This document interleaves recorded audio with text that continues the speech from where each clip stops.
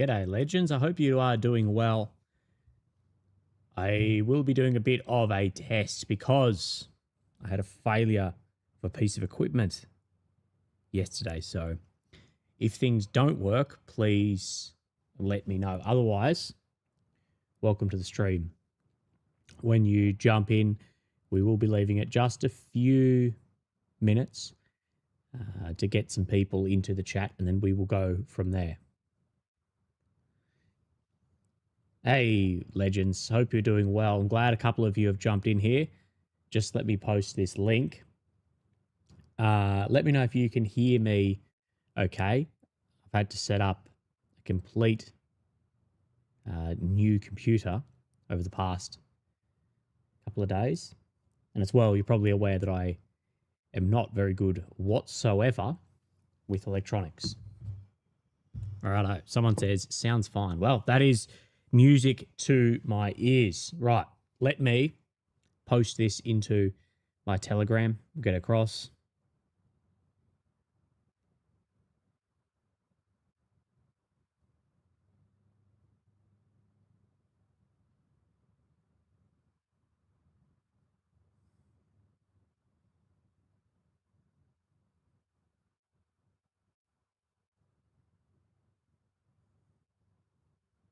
Right, sounds good. Okay. Following my computer. Self.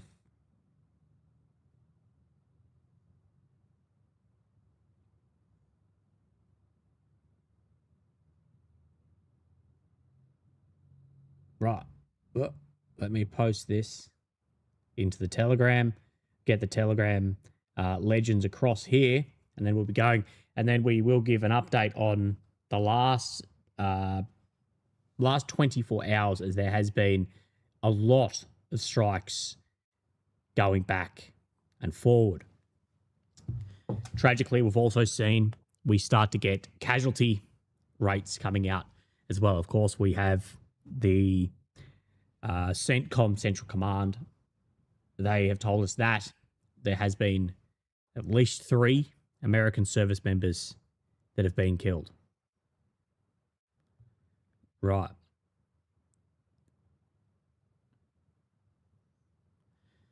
Easy. Does Australia have missile defense systems? Yes, we do operate missile defense systems.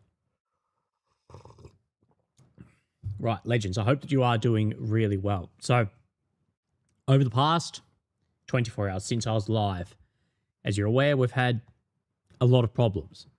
My computer decided to absolutely fill itself in, cacked itself. I couldn't get another computer. I couldn't purchase another computer because all of the shops were closed yesterday, being a Sunday afternoon, and a very rainy Sunday afternoon at that. So I managed to reach out to a dear friend of mine, and he did have a spare desktop. So that is fantastic news. I'll still be shopping around to buy another desktop, but I can have this one for about a month. So that is great. That'll help me out unbelievably. So thank you so much to that gentleman for absolutely getting me out of a massive, massive bind since the computer died midstream. And if you'd like to support me, the purchase of the new PC, which I don't know how much it's going to cost, but since the AI boom, it's going to be very expensive. There is the Super Chat and the PayPal features. Again, thank you for being here on my time, Monday morning. So, as I said, some of the primary events is we've had very large strikes over Israel. We have had reports also of strikes in Cyprus. We've had strikes in Jerusalem. We've seen a hypersonic or ballistic missiles with cluster warheads heading from Iran into Israel. We've seen many strikes throughout the Gulf states with Iranian drones and missiles. We've, of course, seen the base in Erbil in Iraqi Kurdistan get absolutely hammered. And we have seen then that base have secondary cook-off for munitions that have been struck as well. I will be able to find more of this as we go. We are also seeing not only in Iran, but in other states, we are seeing a lot of support pouring out for then the former Supreme Leader Khamenei. Now, legends, remember to give just me a big help. As yesterday, of course, I had to shut down the stream. Well, I didn't choose to shut down the stream. I was forced to shut down the stream. The best way to help me right now is just by hitting like on this video. We only have a chat rate of 12 at the moment. We can push up the chat rate. So get in the chat, hit like, get this going, push us back up to the top, as it's always a little bit difficult when we have to stop and start the stream. You build some momentum, and then sadly sometimes it dies off. But this is some interesting bits and pieces that we have really seen. Now, we will go through what Trump did say. And one thing I'll say, and I may be reading into this, but we haven't heard as much ego-based statements from Trump as you would believe that we would have seen or that we have seen in previous military operations. And that may tell us a lot about how the operation is going, because remember, the operation is the key element of success in this operation. And this is the ultimate weak point with this operation. The key defining element of success is not in the hands of the Americans or the Israelis or the Christians, the Jews. The key element of success remains in the hands of the primarily Muslim population in Iran to uprise, to put themselves in harm's way, likely be slaughtered by the regime, to then overthrow and install a government of which is favorable to the Americans and the Israelis. And this is one of the problems, is the people of Iran, if they raise up in anti-regime protests, which we've seen in the past month, we haven't really seen since the beginning of the strikes, but if they rise up against this, it is conditional. The conditions of getting support by the US, the condition there is that they have a favorable look towards Israel and America, which is rare in this area of the world anyway. Even more rare for it to be in Iran. And this is the primary issue with this operation.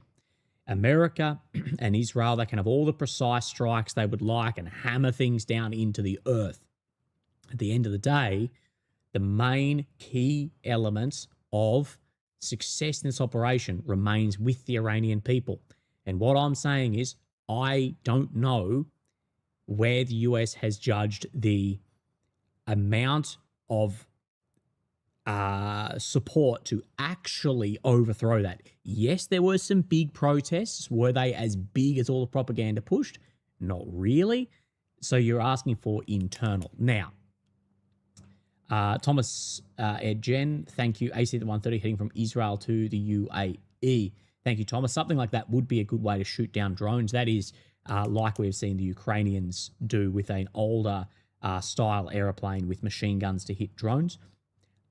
Now, there is a whole nother factor to this. Of course, we said there is a condition of the government of which you install if there is an overthrow. But then there's another condition on this, which is that the ultimate goal here isn't to install a pro-American or Israeli regime government. No, it is to create chaos in the state so there can be no government that could ever compete with Israel in the region. So Israel, they want to gain and maintain regional hegemony in the Middle East. What they don't want is a state of 90 million people, of course, who a lot of them don't like that Israel exists, therefore building up, and if they were then a successful state, doesn't matter which way they were successful, in which system, that could threaten the hegemony. could threaten the dominance. It could threaten their very survival. So one of the best ways to do this is to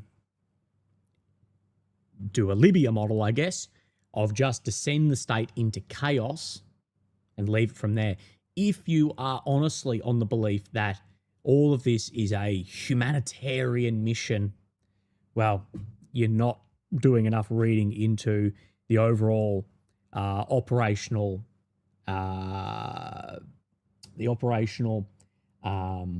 outcomes in strikes like this. And we do see that there was potential, even talks about ceasefires that may have been rejected. Now, Waltz Electronics on the PayPal says, happy to see you got your computer issue sorted out. This is the wine fund. Is the wine fund still operative? Yes, thank you, Mr. Waltz Electronics. Look, I did actively let down my audience yesterday with the wine fund. We were doing a wine fund, and that once we reached that I would have a glass of wine. Of course, my computer decided to die midway through that, but we are going to go and say that yes, we did reach the goal. I'm not sure if we did or not, but we will just, for this sake, say we did reach the goal. And therefore, I will, after my morning coffee, we will have a glass of wine together, legends. Right. So this is it. John Bolton sounds the alarm on Trump's Iran gamble. Super hawkish anti-Iran politicians lashing out. The whole regime change isn't going to happen. And that is what we spoke about before, is it has to be, if there's a regime change for it to get American support, it has to be super pro, like it has to literally be a liberal democratic government, and refuse to work with countries like China or Russia, or the goal here is to take away and remove any sort of governance, create a power vacuum on course, on purpose, to set back the government from being on any course to actually be able to threaten then some level of dominance in the region. So the idea this is a humanitarian mission, I think at this point in time, doesn't have much evidence to support that, especially with the horrible strike against that all-girls school, of which last time I saw may have killed up to 70 plus young girls. Can see these are, apologies, this is old footage from then the True Promise operation last year. We are seeing a lot more strikes though. We actually are seeing also, there is footage of air defense active over Iran. Now, I can't speak to how successful that is, but remember, this is exactly what we saw in the 12-day war. And this is what I've been telling people, is I'm not saying looking rearwards is the perfect way to do it. It is the best. It's the best that we've got is to look into the past. And if you're not looking into the 12-day war as outcomes we may see, well, I don't know where you're sort of forming these opinions off. And what did we see in the 12-day war? We saw instant high command decapitation. Of course, not of Khamenei at the time, but many others. We saw large amount of suppression of weapon systems. And then within a few days, we started actually seeing some of the air defense come back online. And we started seeing the ability for Iran to launch through TEL launches raise dramatically and actually increase through the war. So that tells us a lot. And that is something which is very important for us who are trying to analyze the situation to look back on exactly what is happening. Right. Merch says, we often hear about the brutal and oppression the Iranian regime is or was from government leaders here in the West, but how bad actually are they? Well, one thing I will say to the oppressive nature and the brutality is it's always difficult to know until you go and visit the state. So You hear very similar about China. I went to China and I saw a vastly different. Now, was it brutal? Was it oppressive? Was it actively discriminatory? Yes, absolutely it was in Iran. How, to what extent was it? I don't know. The morality police, the way they treated women was absolutely horrible. They had a huge amount of executions as well. So, absolutely, it is. It is, and I've always said this, it is a theocratic, radical regime. I've always said that. Always said that. And I wish better for the Iranian people, especially the Iranian women. But my point is, how often do power vacuums lead to significantly worse situations that the way that has worked against regimes like, or ideologies like communism, is appealing through attraction, not through force? That has been the main successes about this. What you'll see today is Mr. Douglas Murray speaking a lot about Iran. Now, my advice would be for Douglas to take some of his own advice. Remember, Douglas Murray, when he made a complete fool of himself on Joe Rogan with the Mr. Dave Smith, that don't speak about a country of which you have not been to. Now, I made a video and said why that is so silly. But Douglas Murray, he can't seem to keep speaking about Iran out of his mouth. So there's always nuance to be added. Again, myself as someone who believes in secularism, who is an atheist, I don't think there's a position for any more than religious traditions in some forms of governance, but not in governance itself. Cyprus was hit in a runway attack. Chunky Monkey. If renewable energy finally supplants fossil fuels, will it make the Middle East less useful to the US? And if so, will Israel lose strategic value? So I think you're overestimating why Israel has strategic value. Israel doesn't have that much strategic value for the US. The US could set up a base in many areas of the world wherever it really wants. So this is a lot of the question around why Israel. Israel's true power is within some of its technology sectors, but mainly in the ability to lobby US politicians. But you bring up a fantastic point in the beginning, which I will actually extend to another thing, Mr. Chunky Monkey, about renewable energies, fossil fuels. Now, of course, the current US administration is not wanting to move away from fossil fuels at all. You may hear the drill, baby, drill. That said, if renewables do become the primary source of fuel in vehicles, in power plants, etc., the overall value of the Middle East will drop.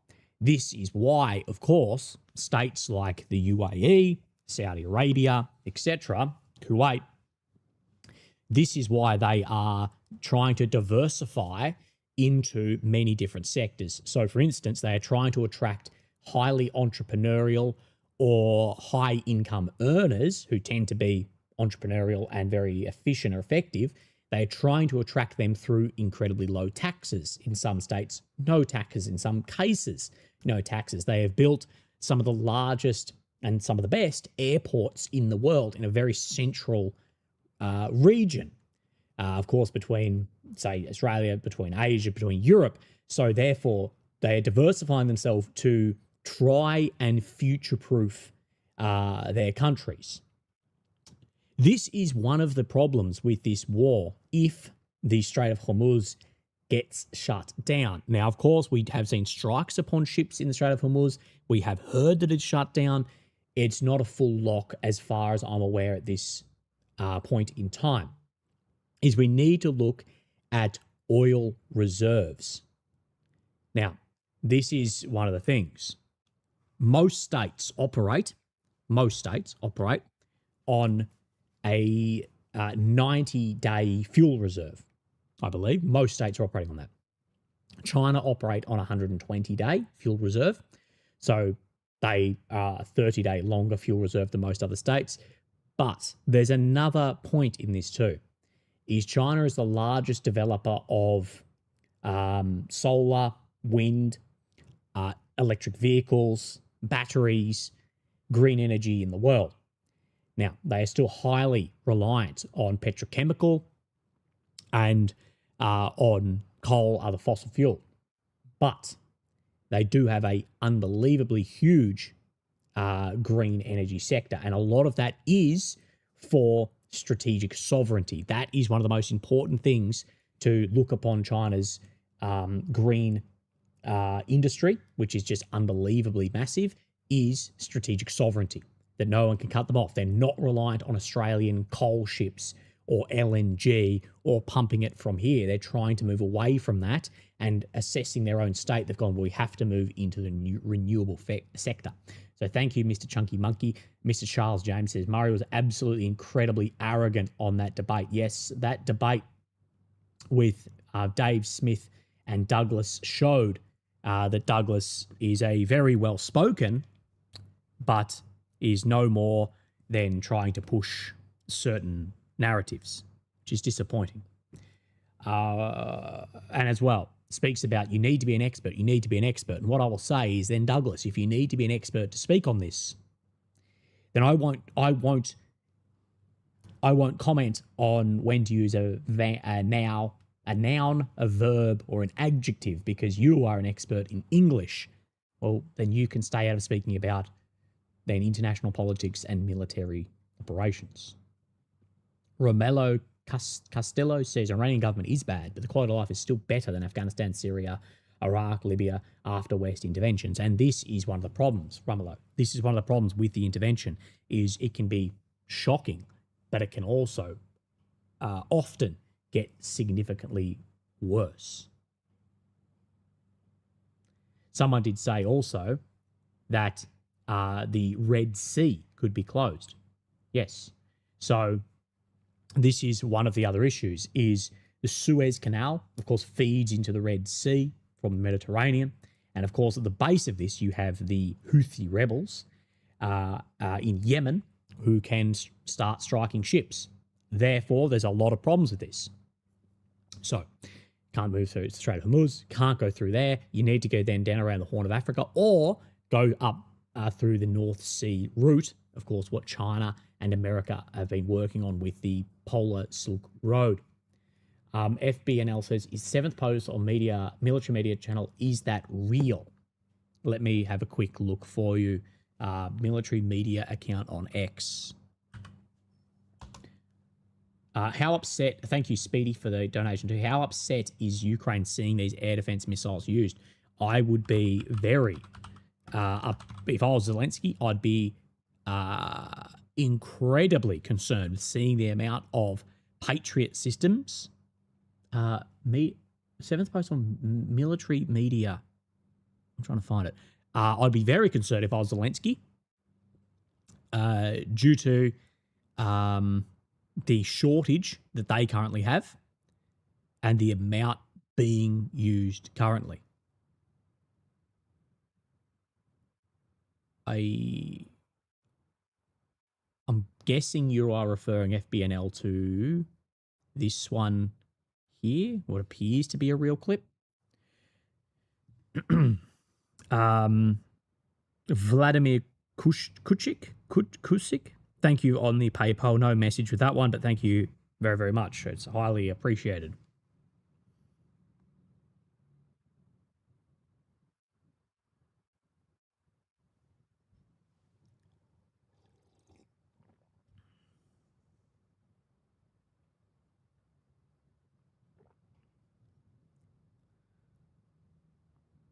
I am hearing that through some other channels, non-public, that there is a lot of Iranian hacking going on into current applications on phones.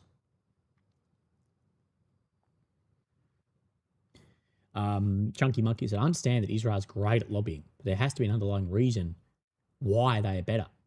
Others have much more money. Well, it's not only down to money, it's not only down to lobbying. Look at the amount of people that are either Zionist, Zionist Christian or Jewish that are in unbelievably high positions in not only the US government, but within the US financial sector. And at the end of the day, the US is a massive bank with a government and military attached to it, an international bank. And if you start looking through the owners of that, you'll start seeing why there is so much influence in the system. Also, it should be added, and something we can't avoid, is the potential that Israeli intelligence services have huge compromising material against current leadership in the US. At least that is what the whole island situation appears to be. Any update on a downed fighter jet? Confirmed, not a drone. Don't know what type. Guessing stealth if it was in Iranian airspace. Eden's Mind, can you point me to a source for that? And I will have a bit of a look. I did see some rumors about a fighter aircraft going down. Beyond that, actually, I have a video of it right here. Oh, excuse me, hiccups. Beyond that, I don't know. Thank you for your donation again. So if it was over Iranian airspace, it's probably likely a drone. Like, most likely it's going to be a drone. If it's not, it may be a fighter aircraft. And again, stealth aircraft, look at what happened in Serbia. That, there was a bomb bay door, I believe, stuck open on an F-117. Therefore, it got struck by an older S-200 system. So, absolutely, yeah, that could happen. It could happen. There would be huge interest from other states regarding that aircraft, if that is, in fact, a stealth aircraft. DeVito Frito, thank you for your donations. I'm blown away by people cheering this and swallowing propaganda, ignorant of the negotiation and the EP files of the PH. Been called a bot for pointing it out. Thank you for what you do. David Frito, you just need to see that the amount of useful idiots at the moment, both paid and unpaid, the most useful are the ones who are unpaid, who will push it on large accounts, and bots pushing all of this around is massive. And pushing this to the top. Look at who controls all of the algorithms. Look at that. Look at who has bought and controls all of the Western algorithms around this, and you'll get an idea. But in the age we live in of free information, unbelievable ease to access everything that has ever been written in humankind, I'm completely disgraced and shocked by how few people want to actually build the ability to critically think and assess this for themselves. There is few things that are more important and more beautiful than actually being able to assess a situation for yourself and building your own opinion outside of what people are actively telling you to have the opinion of. Kalamadad. Okay. Willie, Iran's illegal cyber landscape has a pretty interesting reputation in the cybercrime underworld. Heaps of threat actors are well known over there. Greetings from Brazil, mate. Mate, I hope that you are doing very well in Brazil. Brazil is somewhere I'd actually really like to visit. Look, let's just say all cyber landscapes of military action are illegal. No one cares if it's legal or illegal. Using action like this is illegal, but things are only illegal if it's enforceable. So me committing a crime is illegal because the government has the ability to enforce this upon me. The US administration covering up illegal activity and seeking activity basically isn't illegal because, well, they're not going to enforce the law. But let's look at that. We do know, and I'm not fully over the landscape. You've seen the issues I've had trying to set up a Windows computer. But I have heard that Iran does have a large, fierce reputation in the cyber landscape. If people could educate me on further of that, or I'll look into things, that would be good as well. The FBNL says check link in group. Thank you, FBNL. I'll have a look.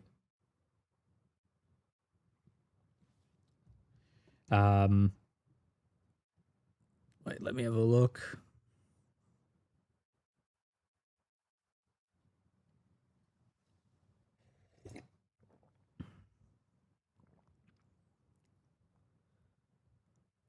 So there was a link in the group.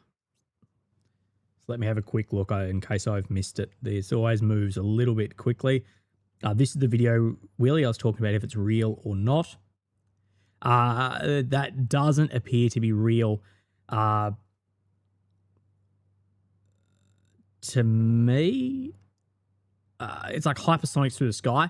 The only thing I'll say about that is they look too low. Typically the hypersonic, at its hypersonic speed. This is one of the misunderstood things about something like the Otterschneck or the, what's the system called here that the hypersonic system used? The hypersonic speed element is when it is at very high altitude. It does start slowing down as the air becomes thicker and heating up through that air as it comes to impact the Earth. Just trying to try and center myself a little bit better. That looks better. A frozen American.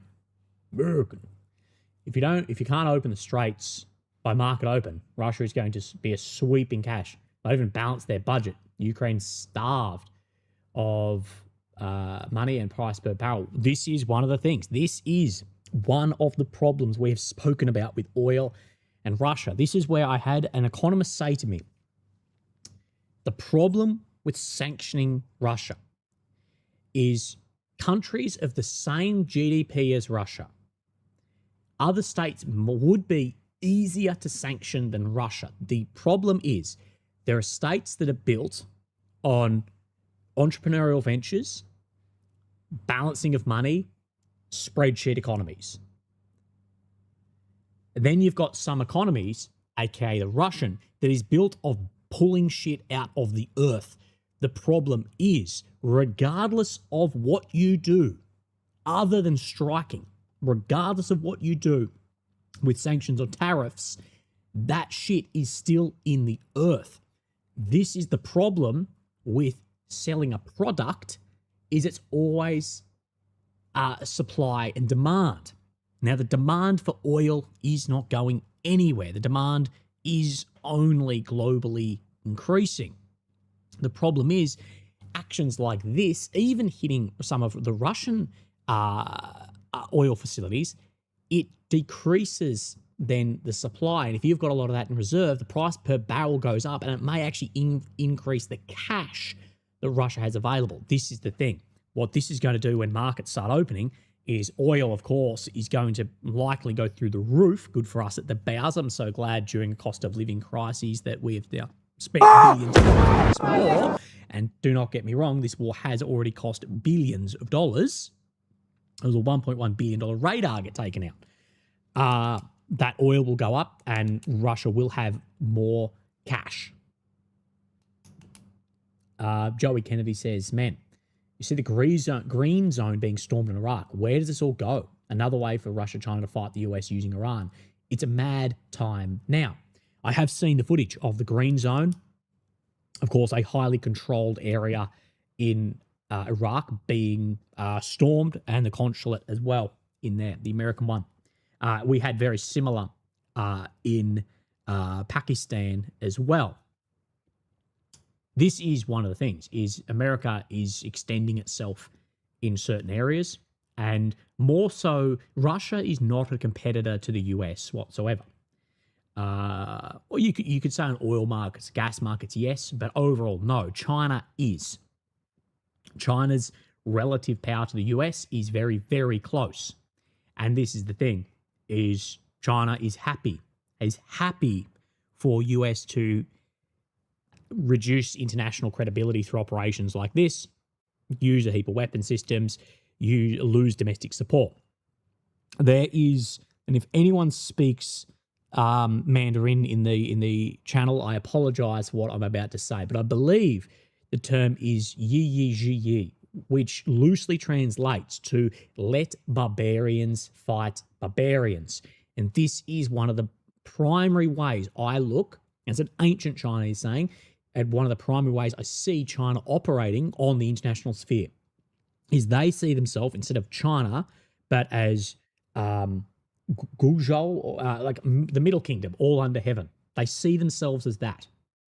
That's why they're not as expansionist. They see that they're at the center, that everyone else is outside of this.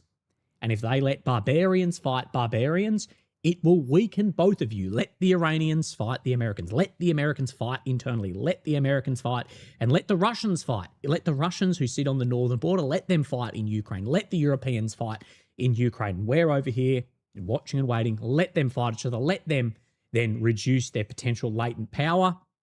And our way, as all under heaven, will continue in that direction as the Middle Kingdom. That is how I see this. And you need to change a lens through a longer term scope when you're talking of a state like that. That's at least how I see it. That Henry Kissinger talks about this, that the Western strategic way of thinking, because it is so new in many regards, is much more like chess. That it is you are actively moving pieces on the chessboard, but each piece it goes one up and two across, or it goes one forward, or it goes this, it can do that. It's very chess, XYZ, where the Chinese is more holistic and it is more loose, and it's more like a game called Wei Qi, which is very popular in China. Wei Qi, unlike chess, it's very easy to look at the board and go, this person's winning. You can look at the pieces that have been toppled, especially at the end. Where Wei Qi, and this is how Mr. Kissinger delivered it, is it's much more difficult. You've got many pieces on the board. It's more complex. There's bits moving around. It's not as strict on some rules. So therefore, it's actually difficult to interpret exactly some of the strategic decisions made.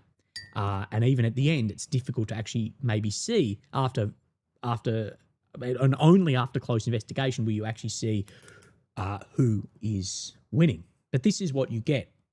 This is one of the things that is awarded to you for having a non-democratic authoritarian state. Now, I'm not, of course, preaching for that at all. I like living in a democratic nation where I have a say.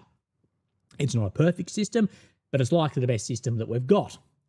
But the issue with this is we can think in maximum of few-year terms, because we don't know who is going to be in charge in 50 years. If we want to figure that out, we have to go to Tel Aviv and ask and go, please, who's going to be the leader in 50 years?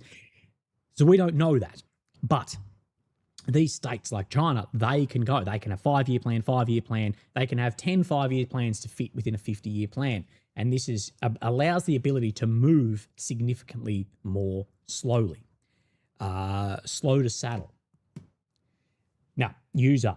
All patch workers in Canada are going to be eating good again, boys. Oh, oil patch. Yeah.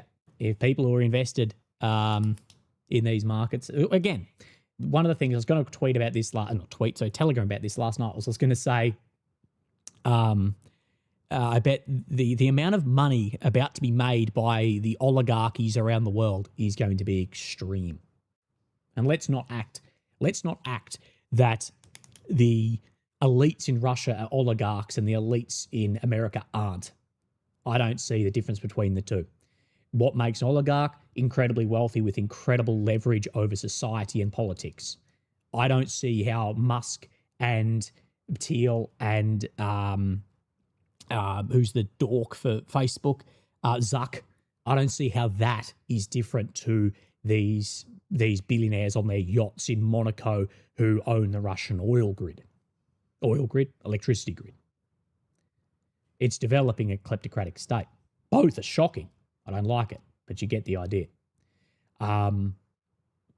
Could Khamenei's death actually radicalize Iran even further? Absolutely, Romulo. This I would actually say is a more likely outcome than a rise up overthrow. What have we seen previously with things like this? Is you end up with a further radicalized system.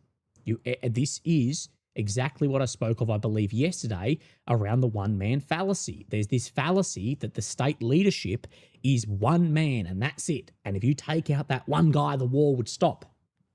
Let's have a look at Russia. If one of the worst possible decisions Ukraine could make, in my opinion, is actually taking out Putin, because it would cement support for the war, you would likely then get a more radical person in, and therefore it would likely expand. This is one of the reasons why regime change is so difficult, is because it can be likely at times of war with external factors driving change that you end up with someone more radical. So yes, that is a real outcome. David Christian is a sign something wrong with John Bolton, the one who actually called for bombing Iran the most, is coming out criticizing Trump's plan. Yes, David, absolutely it is. If you've got these war hawks coming out criticizing the plan, because, okay, let's look at why did Afghanistan fail? Let's look at that. I'm an Afghanistan veteran. I served there. I'm very proud of my service there. And I've read a lot, not only about the coalition mission of which I was part of, but I'll speak about the Soviets in Afghanistan, which ultimately sped up the collapse of the USSR. The number one reason is there was not a reasonable end state. This is the number one thing in planning, in IMAP, and initial military planning, and what's it called? There's planning for initial operations and extended operations. My acronyms fail me. The number one important feature of this is you need to have end state. What is the end state of this operation? What we work out between this is where we're starting, what the end state is, and then we go, right, and then this unit's going to go in here, they're going to secure this, we're going to take this objective, blah, blah, blah, blah, and the end state is that we secure the compound. Very, very simple. That's a simple, simple example. This is the problem, though, with Afghanistan. What was the end state? There was never a given end state. Originally, the war was, we need to hunt down terrorists who are crossing the border from Pakistan. Pakistan's now in Afghan themselves. We need to do this because of what happened in September the 11th. And then it moved into this, we're securing, it's an anti-drug DEA, right? And then it moved into it's training forces. It's installing a democratic government. And then it moved into then what I was part of in some was, you guys go and secure the compound because we're going to have Black Hawks fly in with the CIA and they're going to give this guy money because he secures this area. Yes, his name is the Kabul Butcher. Don't worry about that. He stops radicals moving through this field. So we're going to give the Kabul Butcher money to then stop this moving through. And what I'll say is there was never an achievable end state that was actually realistic. And therefore we saw what happened. And it was a 20-year massive multi-trillion-dollar failure. This is the problem here, is I don't see what the reasonable end state is. I don't disagree with taking out Khamenei if there is an achievable end state. But the heavy lifting in this operation cannot be done by Israel or the US. The heavy lifting, they are assuming that the Iranians themselves are going to rise up and install a pro-Israeli, pro-American government that doesn't collapse into chaos. And what I say is, I doubt that is the outcome of this, because have we seen that? Have we actually seen that work previously? There's very few examples of that happening after decapitation or circumcision strikes. So I think it's a loose outcome here. it's like me saying that, right, I'm going to, okay, you and me, we're walking down the street. I'm going to whack this dude in the face.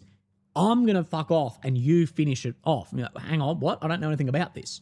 And I know that the Iranian diaspora is cheering. I'm glad that they are. I'm glad that they are. Good on them. But what I'll say is the diaspora that lives in the Western states, they are not the ones who are going to be facing the guns of the IRGC trying to overthrow these governments. And what I'm still not seeing, and this is going to be a question at a rally where they're flying flags and this and that, is, well, then are you going to go home now? And the question's still going to be no. So this tells us a lot. Again, I'm glad that they're happy and marching, and it tells us a lot about how they saw the regime. But they're not the ones who are going to have to be standing in front of potentially murderous forces trying to overthrow the government. It's a loose plan at best. This is where I see that the Soviets had at least more of a plan than we had in Afghanistan, because they wanted to actually install their government and overtake the country rather than go into a historic Islamist country and then install our system and then leave within a couple of years. Well, sorry, I missed a couple of... Jeremy says, there's another Chinese saying on war, an arrow at the end of its flight cannot pierce silk. They must love the US wasting resources mindlessly. Again, I have said before that China is just sitting back and observing a lot of this. And as far as the people I've spoken to who understand Chinese long-term strategy, they see that America is at the end of its empire. It may not be, but yeah. Right. Joey says, Big Willie, thanks for the great insights, bro. Phenomenal development over the years in your skill set here. Thank you. Joel's journey. Thank you, Joel, mate. I hope that you are doing really well. I see yourself in a wheelchair. Joel, actually, I might know you. Are you from my unit? But I hope you're doing well, mate. I appreciate it very much. I have been on a steep learning curve the last couple of years, and I hope that the amount of time and effort I've put into that is paying off. Right. From Jeffrey Chizhov. The Israeli-US killing of Khamenei and his family reminds me of the stupid decision by the German Stalingrad planners to bomb the hell out of Stalingrad. This proved ultimately counterproductive for the German advance through the rubble. Trump will come to rue this decision, and that may well be to get caught down in symbolic gesture of mass strikes, and then what happens beyond this. What happened? Is Iran still fighting? Yes, absolutely.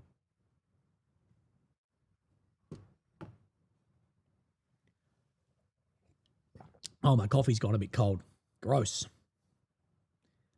What is that thing from Trump? Gross. You gotta love him, eh? If you don't laugh, you'll cry, gentlemen.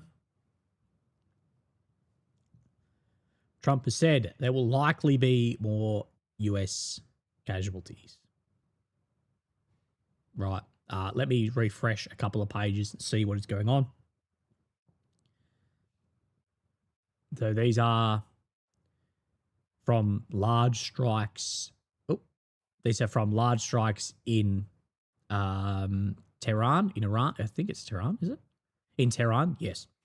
We did have rumor that there was B-2 Spirit bombers dropped munitions overnight in Iran. Exactly what against or what they dropped is unknown, but there are certain weapon systems of which the B-2s are basically exclusively able to drop at the moment. People may point towards something like a B-52. Again, for a B-52 to be flying over an area like this, there needs to be unbelievable hollowing out of the Iranian air defense systems. It does appear that Hezbollah has been firing into Iran from southern Lebanon, although I have seen Middle East Spectator saying that this may not be them actual, it might be rogue groups operating within. Okay, I have a friend messaging me saying now Hezbollah has entered the fray with rockets up north, so South Lebanon, north, and Israel. Robert Peliziaro said, I enjoy your analysis even when I don't agree with you. This is to help you get a new computer. Thank you, Robbo, brother. And that's the thing, is you and I can have a beer, we can have a chat, we can disagree. This is one of the biggest problems I see in the Western world, is the inability to discuss complex topics with someone of which you disagree with. That is fine. If everything I am saying you agree with, stop, because you are holding me as like a cult leader. You should disagree with a large percentage of what I say, and you should go, I disagree with you because of this point. If you say I disagree with you because of my magic man in the clouds, then I'm sorry, but I'm not going to listen to that, because that of which is asserted without evidence can be dismissed without evidence. But if you go, I disagree with you, Willie, because of this, and this factor, or this doctrine, or that, great. And that is the thing, is the Nietzschean, don't fear a man with many books, fear the man with one book. And this is one of the concerns I have, and I see a lot of vet bro podcasters get, is they believe that they have the book, and people subscribe as if they are the book. It's fine to disagree. It's healthy to disagree. Trust me, disagreeing is significantly more healthy than us agreeing on everything. Absolutely. Absolutely.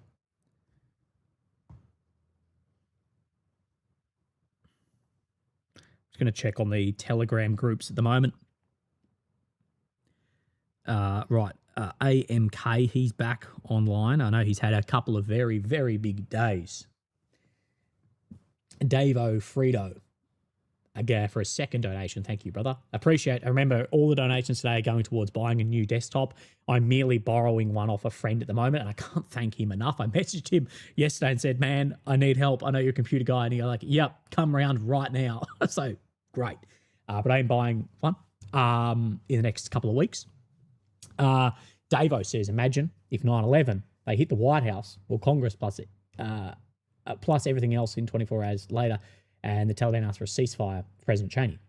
The wild Trump wants an off-ramp for this soon. Well, this is the thing, is, Davo, I said this day one of this operation. I'm not here to advocate for or against the operation. What I'm saying is, I don't see where the off-ramp is. Where is the off-ramp? If it was, we are striking Khamenei, that's it. We're taking him out. And if you choose to do nothing with that Iranians, then we're walking away and that's it. If that was it.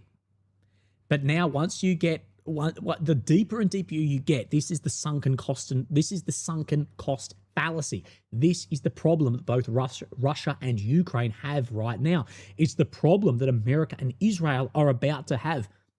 The sunken cost fallacy. You put in so much cost, money, resource, lives, that then the outcome you want is proving more elusive, but you will then continue sinking cost into to try and achieve that. Again, this is gambling addiction. Is sunken cost. Is, yeah, but I've sunk my house into this pokey machine, into this slot machine, so I need to keep putting money to get it back out. And this is how I see much of that. Thank you again, Mr. David Frito. And Pickle Dog says desktop fund, and I disagree with a love heart and beers. Thank you, mate. How healthy to disagree. That is fine. And someone says I disagree with your disagreement. I will be reaching out in a couple of weeks once I get paid. I get paid from YouTube later this month. I will be reaching out to my audience to give me some tips and some help on what I need as far as a computer to purchase, because I know very, very little about computers. Maybe you can help me right now. The main programs I use is DaVinci Resolve Studio with a lot of 4K files, Photoshop and Lightroom, and that's about it. Someone says, sunken cost fallacy sounds like my last marriage. Well, there's that too. There is that too. Many people who get divorced go, we should have done it 10 years ago. But I felt like we put so much cost into it. Get Windows XP.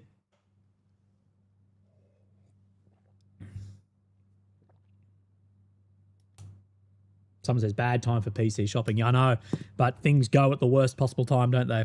Right, we're going to switch across onto what has quickly become the most trusted source on this conflict is Mr. AMK. Firstly, though, let's have a quick look at his follow account.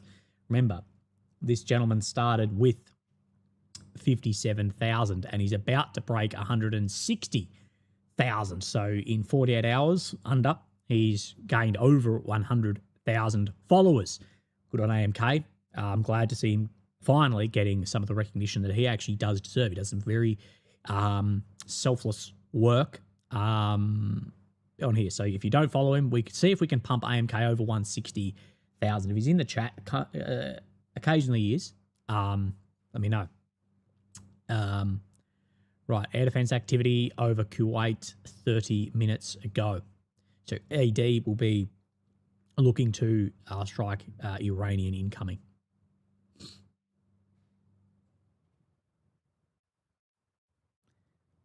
So yeah, the biggest thing I need a computer is reliability and rendering for large 4K files. Israel appears to have carried out an assassination strike in Tehran, according to Mr. AMK 21 minutes ago. What I might do is I might actually open because the Australian markets opened 1 hour and 40 minutes ago. Let me have a quick squeeze and see.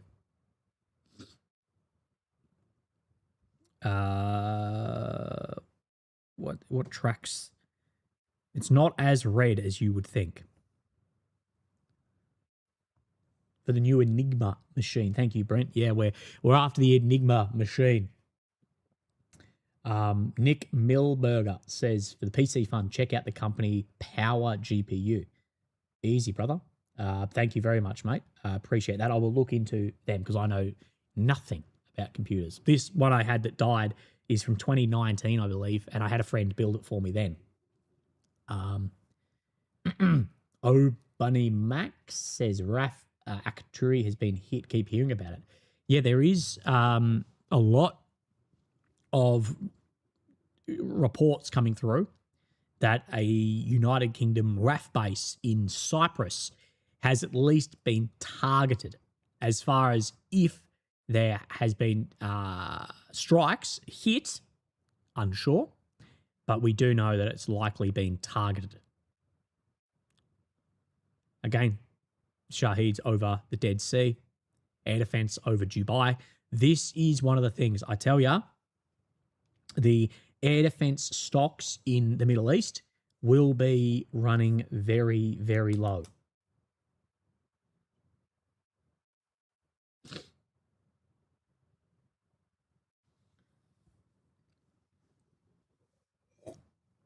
So we will continue to see this back and forth campaign.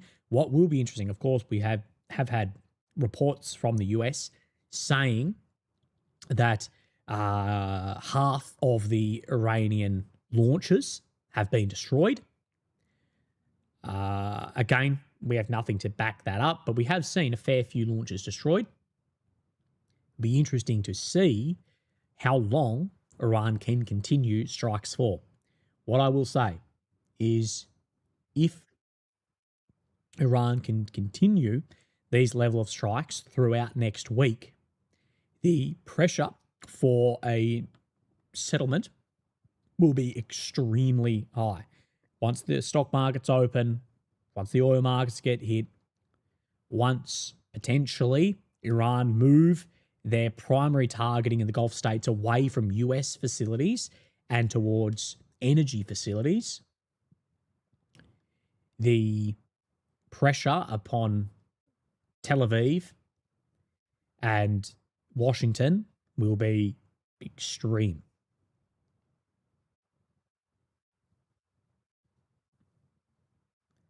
The pressure is already overwhelming from US allies. Yes, agree it is strong, but it will, trust me, it'll grow massively. And what I see is if in a week or 2 weeks, the outcome isn't achieved of whatever end state we spoke before about, the end state has not been clear, and the end state relies on the people here uprising themselves. If after a week or two that isn't achieved, what is the plan? What is then the plan? Is it boots on the ground? That would be catastrophic for the US. It'd be catastrophic. It doesn't mean the US wouldn't win. It doesn't mean it wouldn't be a huge campaign. It doesn't mean they wouldn't have victories.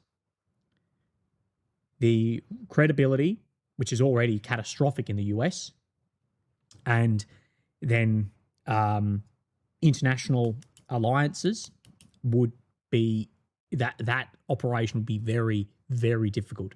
And look at Afghanistan, look at Iraq. They are significantly smaller, significantly easier terrain than this would be. So I think the chances of boots on the ground are exceptionally low. My problem is what I've said day one and what I said in the 12-day war is I don't see how you can achieve the desired outcome without that. To be fair, I don't really see how you can achieve the desired outcome with that. Joel Sardi, 7th. Oh, of course, yes. Joel, I was sort of squinting at your photo and I thought it was you. Joel Sardi from 7th Battalion, thank you.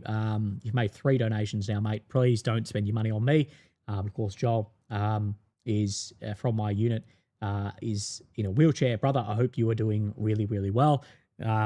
Next time you're actually around, let's catch up for a beer. That would be fantastic. So save your donations, Joel. And the first round can be on you then.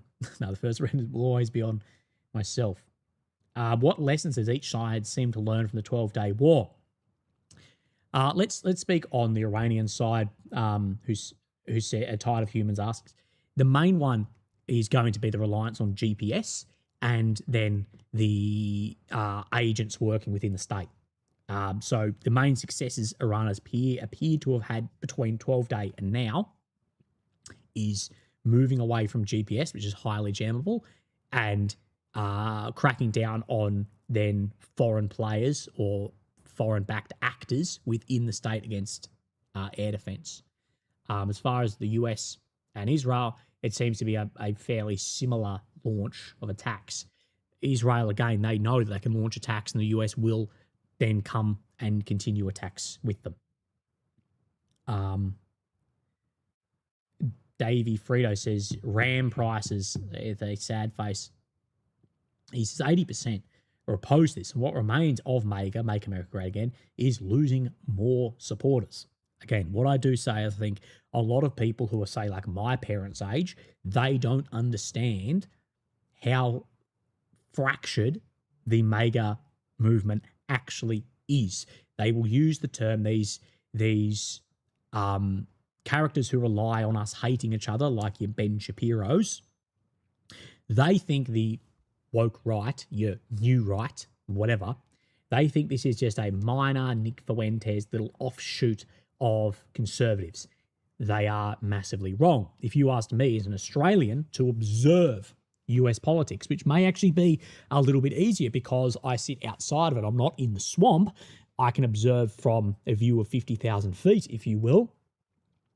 I think the minority in the conservative movement in America, I think the minority is the classic right, is the MAGA right. I actually think the majority has become, especially amongst young people, has become the new right, the isolationist right. That's how I see it. Could the US go left in 26 and 28, but Euro goes right with Reform and AFD? Afghan, Pakistan war, and Sudan is getting no attention. Oh, mate, the Afghan-Pakistan war and in Sudan, yeah, absolutely, because, you know, this is Western states involved. So, of course, you know, it gets a lot more Western media. And you make a good point that the US after this political party, after the Republican right, I can't see them winning again. Especially if they put up Vance. If they put up Vance, will be a worse decision than the Democrats putting up Kamala, which was a suicide pact at best. And you may see the US go left. And then you may see the Europeans, you may see the UK go, I don't think they'll do reform, but they will do, who's that new guy who's really well spoken in the UK? Someone will tell me his name here, and you may see the Germans go AFD. Frozen said, Red Sea crisis won't be the first time Don bailed. Well, yeah, we did see the Red Sea crisis with Yemen, and we did see that as far as not a completed mission whatsoever.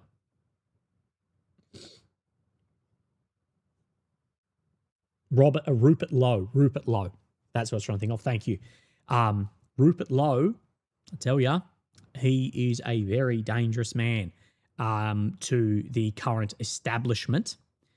So he's dangerous to the establishment. So I'm not meaning he's a dangerous guy, but he's dangerous to the establishment. But in my opinion, I think many Brits are assessing that there is no other way out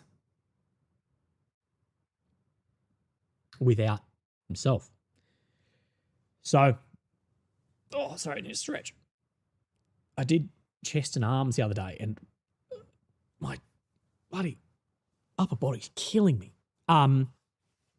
So on a call with Republican Senator, on a call with Republicans on Sunday, House Speaker Mike Johnson told lawmakers a vote on the powers resolution will be held on Thursday. Democrats and a handful of Republicans have demanded a vote on the resolution, which would require congressional approval before the president orders any further military action in Iran. ABC News has learned Republican leadership is urging members to vote against it. Johnson has reminded Republicans on the call that attendance is important. With a razor-thin majority, Johnson could only afford to lose one vote if members are voting and are present. While there is bipartisan support for the War Powers Resolution, Republicans have the majority in the House and the president has veto power. So, again, there's a lot of US politics at play. But what we also need to understand is the reason this has gone now, the reason why, is because Trump, his administration, maybe not Trump, but his advisors at least, both political and strategic advisors, and Tel Aviv, they understand that if this didn't happen before the midterms, it wasn't happening. Benny says, what do you think of a regular Iran ground activity or coup in Iraq?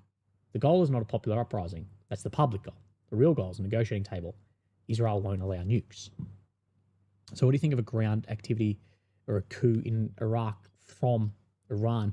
I think unlikely from Iran at the moment. But this is the thing, is you say the public goal is then support of regime and overthrow, but the real goal is to not allow nuclear weapons on the negotiating table. The problem I see with that, Benny, is the one guy that tended to be actually the bulwark against gaining a nuclear weapon just got schwacked in Tel Aviv. That seems to be the case. But again, then we're going to this is why I get annoyed that there seems to be no journos who are allowed in the White House or in Canberra, for that instance, who ask difficult questions, who won't take a no for an answer when asked, you said that these facilities had been obliterated, they don't exist, and that anything contrary to that is fake news propaganda. So then if now we are saying that this is against nuclear weapons and facilities, well, you told us they were obliterated. Now, us free thinkers knew that we went, actually, those systems probably didn't completely obliterate the Fordow nuclear facility. We knew that because we have enough information about those systems and the facility. But what I see is it's knocking out a potential competitor in the region. Grace Girl sent $20 for a beer fund for me and Joel. Sounds great. Antonio says, why do you think everyone hates Israel? Is it Palestine? Is it influence in US politics? Is it anti-Semitism or a mix of all three? Thank you for your work. Thank you, Antonio, for your donation. It's multifaceted, and it's different for different people. Of course, that is a very blanket statement of everyone hates Israel. Not everyone hates Israel. there's a lot of people that don't hate Israel, but they don't like Zionism, and you can break this down and down and down. I think the reason there's large hate, if you will, against Israel in the new right in America is because of the influence in US politics and decisions made that are negative for America and positive for Israel, but funded by America. That's sort of the right conservative outward hate.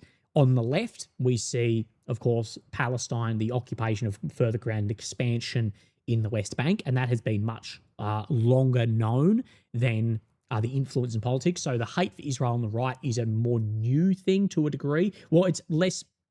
It was always on the fringe, but into the mainstream is more new than on the left to do with. You got to remember that the Palestine, etc., did not that like. This is so disappointing to see. Like even our prime minister, who will just he thinks everything happened in October the 7th. Is it anti-Semitism? Anti-Semitism becomes a product of them. But we also need to say, and this is realistic, you need to say critique of actions, critique of carrying out bombings against people is not anti-Semitism. And this is the thing, is I've said this before, is Israel, and I'll say even the Jewish community on large, anyway, they use the ambiguity of Israel being a religious state to make any criticism of Israel anti-Semitic. They purposely weaponize the ambiguous nature of the state to do that. That if this is then a religious ethnic state, any criticism of it is then anti-Semitism. So I believe you're committing a genocide said, well, if you're criticizing, that's anti-Semitism. And people need to understand too that a lot of the reason for it, an increase in this, is actions. Things like that don't just come out of anywhere. You know, like, yeah, you need to look at it. This doesn't just pop up sporadically from nowhere either. Eden's Mind says, that was my biggest point. They killed a weak-minded leader who didn't want nuclear weapons. Now he's dead. It's like Maduro. Should have put soldiers on ships. Wanted to wait it out. Now he's in New York City. Eden's Mind, you bring up a point that Mr. Fishbank, who's running for the leadership in Florida, brought up. That he said, I don't disagree with taking out, words to the effect of, I should say, I don't disagree with taking out Maduro or Khamenei, but what you have shown is that you have a failure to negotiate. Funnily, exactly what Trump criticized Obama for was you can't negotiate, so you will launch a war. And this is what Fishbank was criticizing, is he said, so now if we step into negotiations, the countries in which we're doing it with are going to go, if this falls apart, you're just going to come and kill us. So we know you're not going to do this in good faith. So it has weakened the diplomatic negotiating credibility with the US. Absolutely it has. That if it gets all too hard, you have kinetic action. I think that's dangerous. Zach says, surely Trump calls it quits now. No, as per, I believe, the sunken cost fallacy, they're too deep. They need to have an outcome from this. So we will see.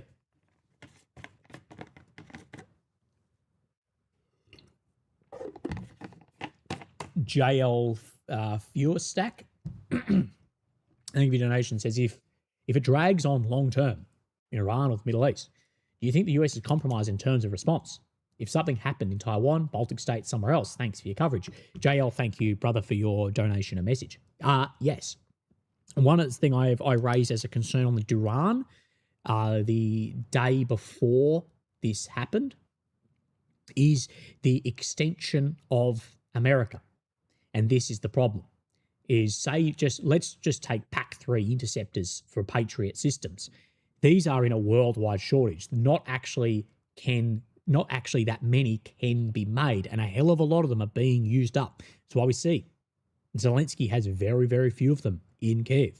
We see a lot of them being used here. And I tell you, if like China moved on Taiwan at the moment, the amount of actual interceptors available would be not even close to the amount of offensive ballistic or cruise systems that they could fire upon then Taiwan. So is this compromising this? Yes. And I think this is one thing that a lot of strategists see with America is, yes, they are objectively the most militarily powerful country on earth, but they are also very, very extended, where China is not as powerful as the US, although it is catching up. It's not as powerful as the US, but they could bring all their force to bear in one area in the world, where America cannot do that. Imagine China and America go head to head in one area. America cannot pull out forces in the Middle East, which are everywhere. They can't pull out forces in, well, they'd be in Darwin in Australia anyway, but you get the, I mean, it is far more diluted across the globe, which is, of course, America's previous stance of wanting to be more of the world police. And now Trump came in and promised, I guess, a lot of people more of an isolationist strategy as America was struggling and still is, but it's appeared to actually go further into the neocon world police movement than even his predecessors. Mr. Situationalist, I'm not going to be able to answer you. I'm not going to be able to provide you with a really good answer, but I'll try. How long can either side keep up the rate of fire? 4 to 15,000, 250 a day for Iran, munitions and interceptors for the US, like 2 weeks. Ayatollah Delcy Rodriguez soon. This is the $1 million question, Mr. Situationalist, and it's not that easy because, of course, a lot of munitions are being destroyed on the ground in Iran. And as well, though, a lot of interceptors don't just fire one. So one hypersonic comes in and you could have, as per the video, 3 PAC-3s try and strike it. So it's difficult to get an idea of actual rate of fire. Now, one of the big ones will be for Iran, as offensive weapons are typically more numerous and cheaper than defensive weapons, will be that their poorer systems, their less technologically advanced systems, may become more lethal as air defense starts dwindling. So you may see, I think this is likely, more success of things like Geran drones getting through air defenses in the coming days. So yeah, that is it. But it's currently this AD versus offensive capability. Donut God says US testing the lengths of the million dialogue to the max, but the geostrategic purpose of this is to hurt China and force Russia to the table. So yes, we can zoom out on that and say the purpose of this is to try and bring Russia to the table and to hurt China. But of course, every action has an equal and positive reaction. And I say that it will affect China and it will affect Russia. It'll affect them in different ways. For Russia, it's another partner, at least a functional partner. For China, it's more on the oil side, the extension and the oh my God, what's the term I'm looking for? Belt and Road. That said, this also doesn't come without consequence for America. Absolutely. And what I see with Russia is they are very deep in the sunken cost in Ukraine. Thank you, Donut. Donut Guard, is it? Donut Guard, yes. Eden's Mine. Sorry, I'm getting a million messages. Says, hey, guy, the H guys of Lebanon just officially announced the entrance to the war and are mobilizing launches. Thank you, Eden's Mind. I will continue looking into that. I'll look on some channels, see if the H guys in Lebanon are officially entering. Maddie J. Pierce, can China still get their oil if this drags on? Well, it's not that they exclusively... Oh, excuse me, hiccups. China does not exclusively get their oil from Iran. It sits between 20 and 30%. So it's not exclusive. They can still get a lot of oil. And as we said, China does have 120 days of fuel reserves. At least that is the open source information on that, where most states have 90. But Maddie, what I'll do is expand this and say, let's imagine China can't get Iranian oil. But what Iran can do is it can mean no one gets their oil. If they look at Strait of Hormuz, if they look at this area of the world, even down Suez with the Houthis and the Gulf states that rely on those areas, they can really increase the price massively, and they can use far less advanced weapons in far more numerous numbers, such as drones, against these basically undefended oil fields. We haven't seen that yet, but that would be critical.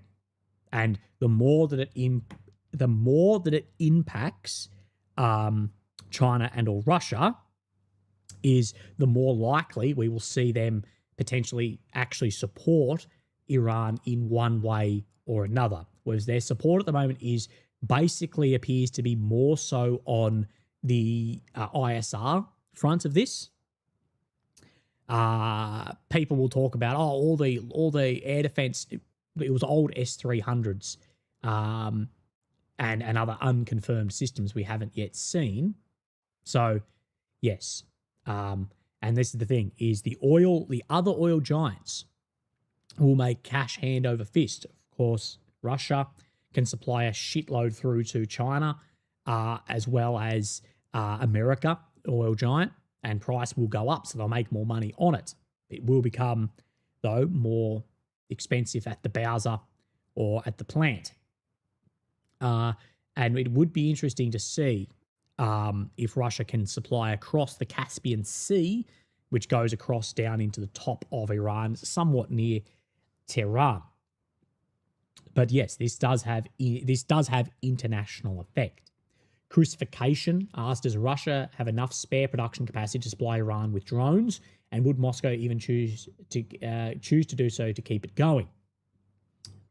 Let's look at this in a couple of ways. Firstly, what we have not seen is Russia or China supply Iran with weapons as kinetic as that. Does Russia have the excess capacity of drones? From open source reporting, yes. The amount of drones we see Russia fire, reportedly, the amount of drones we see Russia fire, and reported numbers of their production, there is a large difference. So you'll get production numbers somewhere between, depending on the day, really, but it'll be upwards of, say, 400 a day. Some say 1,000 a day. We do not see anywhere near that amount used in Ukraine. So we do think that likely they do have a large depth of these drones. It would make sense because they want to build depth in their drone capacity in case the manufacturing facilities are hit or there's a kink in the supply chain, causes them not to be able to make as many, if not make any at all. They want to have a reserve of them. Do I believe that they'll supply them through? I don't think that's likely, but you never know. Crucifixion. I just need to write something down while I'm thinking of it.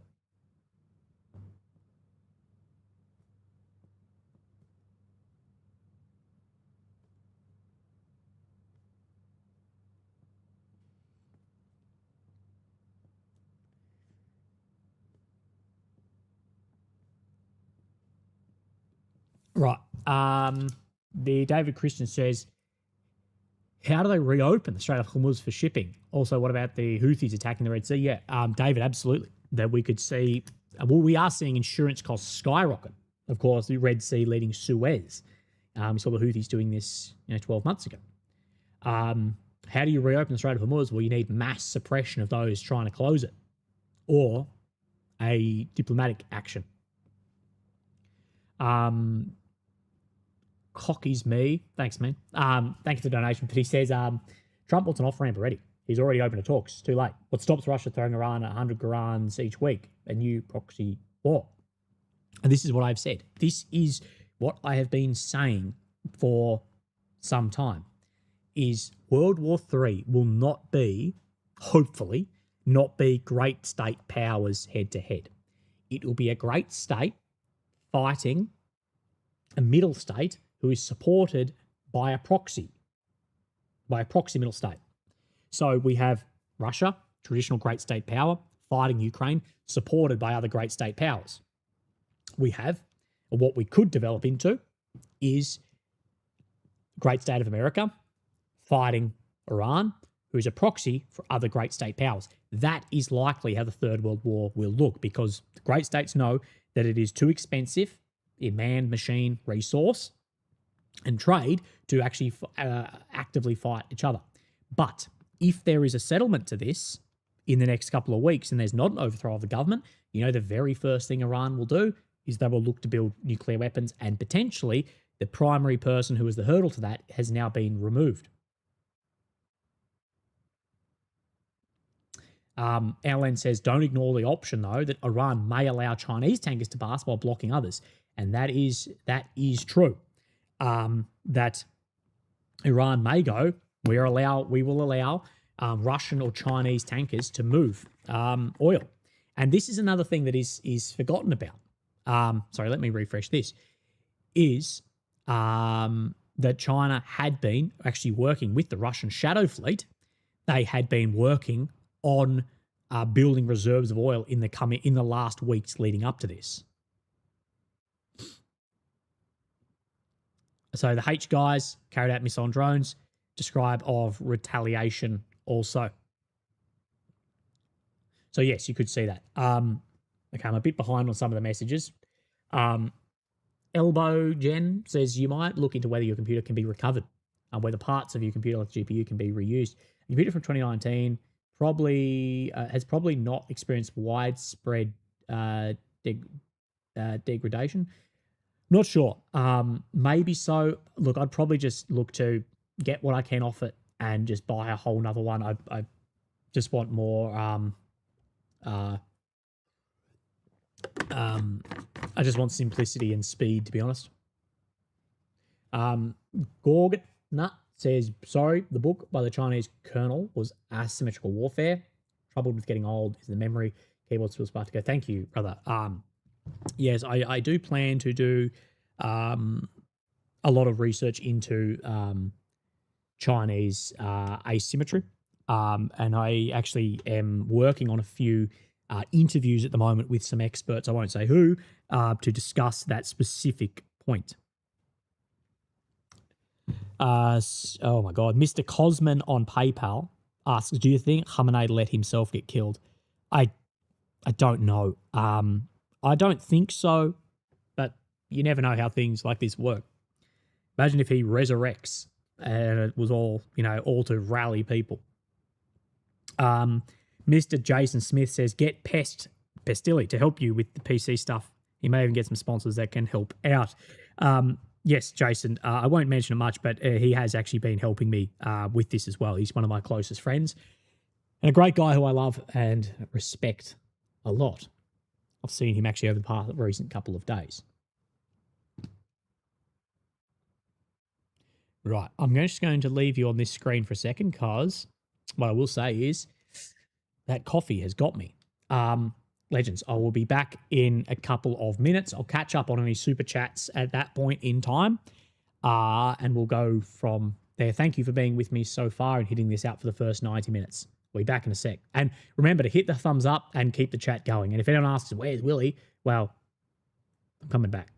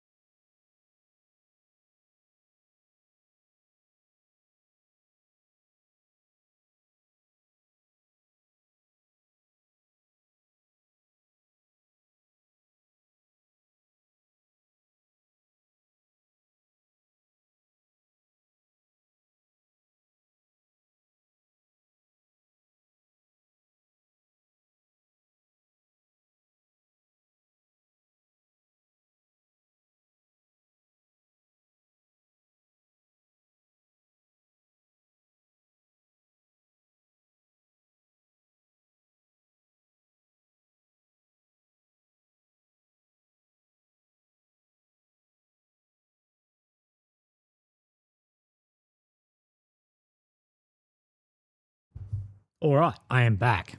Have I missed the world ending? I missed at least one super chat. Mr. Cameron Patton says you can check out Easy PC on Sturt Street. Just ask them what you need. But I reckon you just need a decent processor and external hard drive of a couple of terabytes. Thank you, mate. I might go and have a look. We'll talk to a couple of people and see what I can do. 2 terabyte minimum for $4,000. Great. Lordy. Right, let's have a look at what is going on. There's always rumors about aircraft carriers being hit. I think that's highly unlikely. Not that it couldn't happen. It's not that it couldn't happen. It's that the amount of resources used to make it happen would be far better used strategically in other directions. Donald Trump said in an interview the US intends to sustain its assault on Iraq for 4 to 5 weeks. This is being shared from open source intelligence from New York Times. Trump said on Sunday the US military intends to sustain its assault on Iran for 4 to 5 weeks if necessary, insisting that it won't be difficult for Israel and the US to maintain the intensity of battle, even as he warned of the possibility of more American casualties. I would ask Mr. Trump when Baron Trump is being deployed to another Middle Eastern war, when we're going to see sons of these leaders be deployed. But 4 to 5 weeks. The problem isn't the intensity of the aircraft or the offensive strike capability. It's more going to be the air defense of the surrounding states. And furthermore, the pressure from then these Gulf states on ending the war. Someone says it's almost impossible to sink aircraft carriers. Now, it is difficult. I actually think to sink ships now has actually become easier than it was. Why? Because of drone volume and saturation. Regardless of what system you've got on board, if there's just 1,000 jet skis with bombs attached to them attacking ships, it's going to eventually start getting thrown onto the ship, just like we see against the Russian ships with the Beks, that we could see that it's all going to be a saturation of systems with shaped warheads. Will it sink something? Maybe not. Will it cause a lot of damage? Potentially so. James says, do you believe the US is underreporting losses? Trump said there will be more US casualties, maybe not like 500 like Russia Today has said, but surely more than 3. James, at this point in time, I don't know. Depending on the amount of people at that base in Bahrain when it got smashed, potentially so. But at this point in time, I'm not sure. It wouldn't be 500. Would it be more than 3? Potentially could be.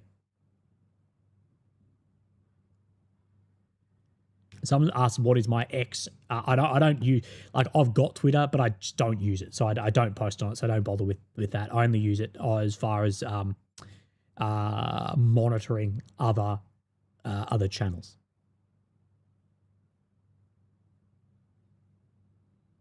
I just want to close this. Just think sometimes some of these pages, like AMK doesn't, I haven't really seen open source do it, but some will share like highly sensitive footage. Israel is striking suburbs in Beirut. Willie, thoughts on how China is reassessing approach on Taiwan given recent activities in Iran? I think China has had to reassess a lot about Taiwan. Firstly, the assessment of, great, now we're able to overthrow leaderships we don't like and countries we don't like using force. Thanks to the permission to do that.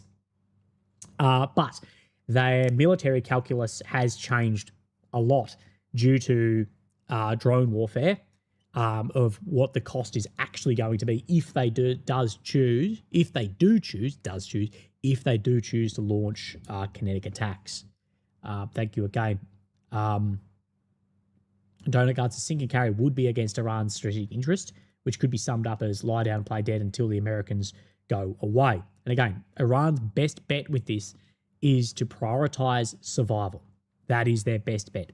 Prioritize survival, increased cost on partners to leverage the US, and then ultimately survive the length of war, because the US has no interest in stepping into a multi-month, multi-year war.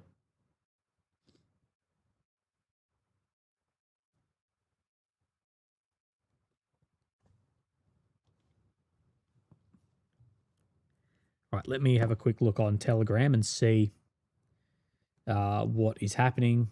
Oh, Candace Owens is going off about Erica Kirk. Thing is, there's actually less fireworks in Tehran than the opening to a Erica Kirk speech while her kids are at home after their father got brutally murdered.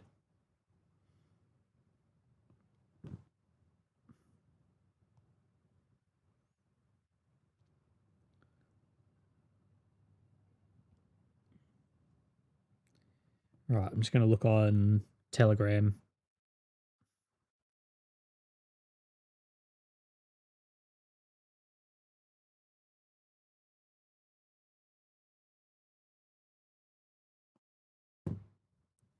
Some of these channels must have multiple admins, because there's no way they could be posting this often and this quickly.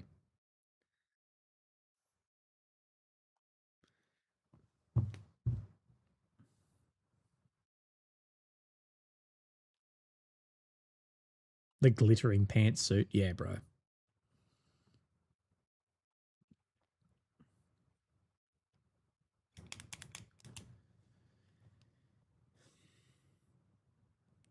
Israeli Air Force, number of strikes against targets in Greater Beirut, Lebanon.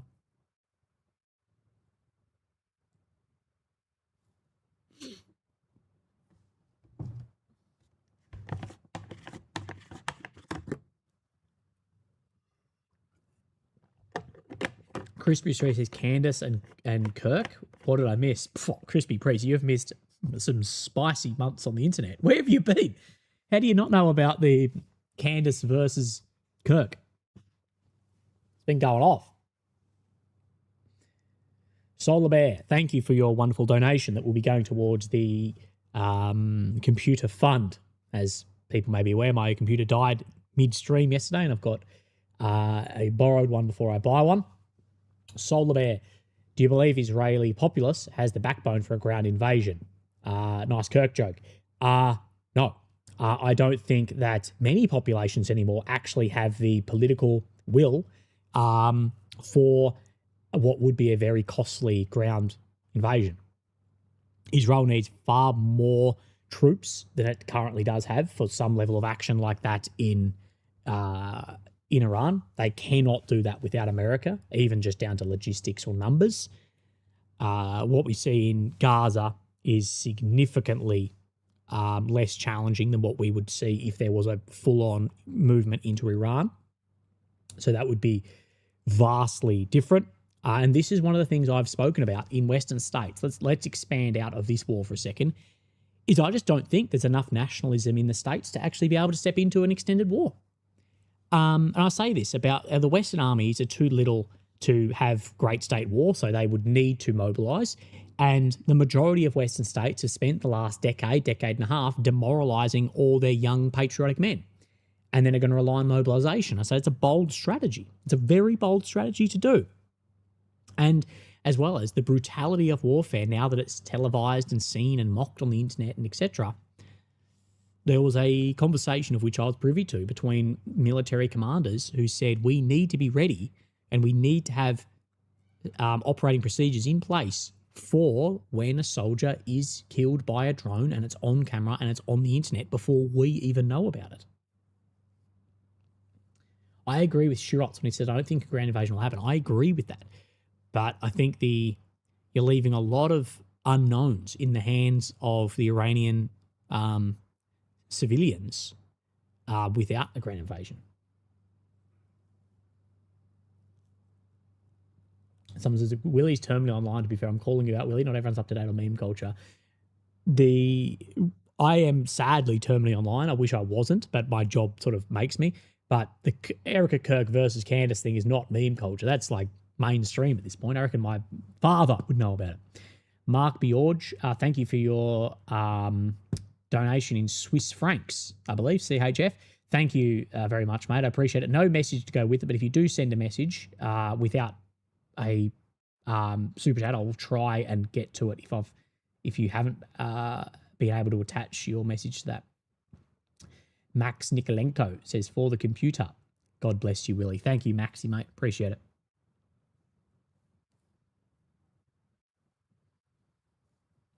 We've also seen a lot of Israeli information popping up about that we have a growing threat from Turkey. What I'll say is, well, of the states of where war has been fought recently, Turkey is significantly more powerful as well, and a member of NATO also. Turkey is very underrated militarily. People think of it as some small state. They have a long history of war. They have a lot of very high-end systems and a lot of production capacity of numerous low-end systems as well.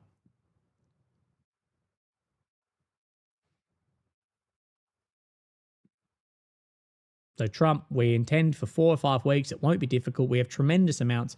Of ammunition. You know, we have ammunition stored all over the world in different countries. Big, beautiful bombs. Big, beautiful, peaceful bombs. Yeah, it's hard. Right, Israeli Air Force, Monitor X. Turkey plays both sides. Turkey absolutely plays both sides. But you can see why Turkey plays both sides. You can see why, because look at where they are in the world. Look at where they are in the world. You really think membership to NATO means anything? No. To be honest, that sounds bad, but I don't think it does. I since the US with Greenland, I agree with you. Who said that? Sorry, I missed it. Scrolled on me. Damn, I can't find it. But it has Mr. Orchard Health. You think membership to NATO means anything? Look at Greenland, and yeah, the membership to NATO has been massively watered down. That said, if there was an attack on Turkey, I'm not saying that then Article 5 would be enacted, but what I'm saying is there could be a lot of restrictions on systems into other states and political vetoes as well.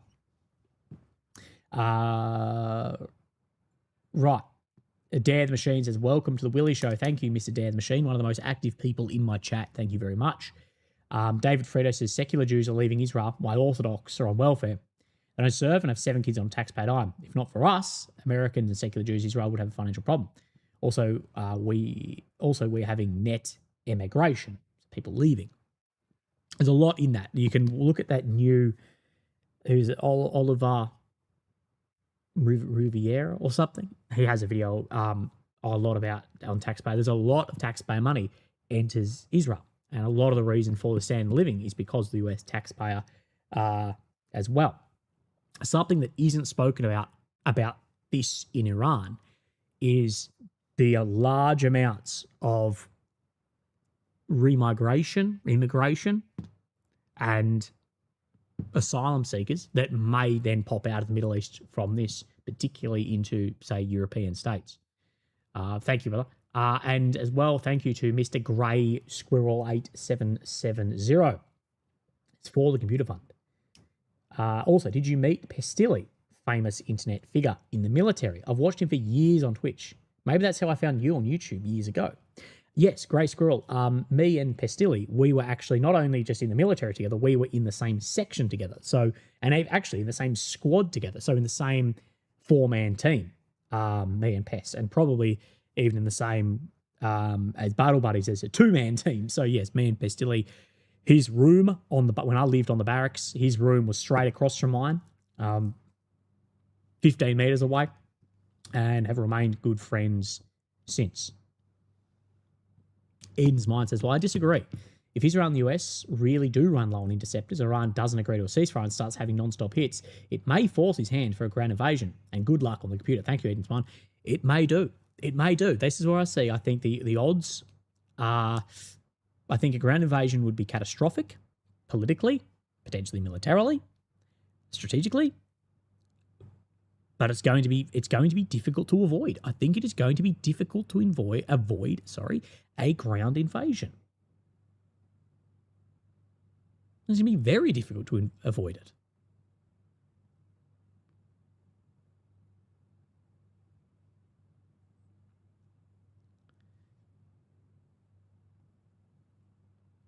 Right, let me go back to the. Well, let's do a poll. Let's do a poll. Start a poll.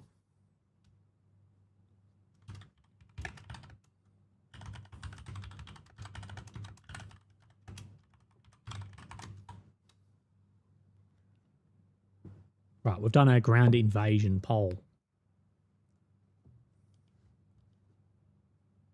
Also, thank you, Sean, on Buy Me a Coffee.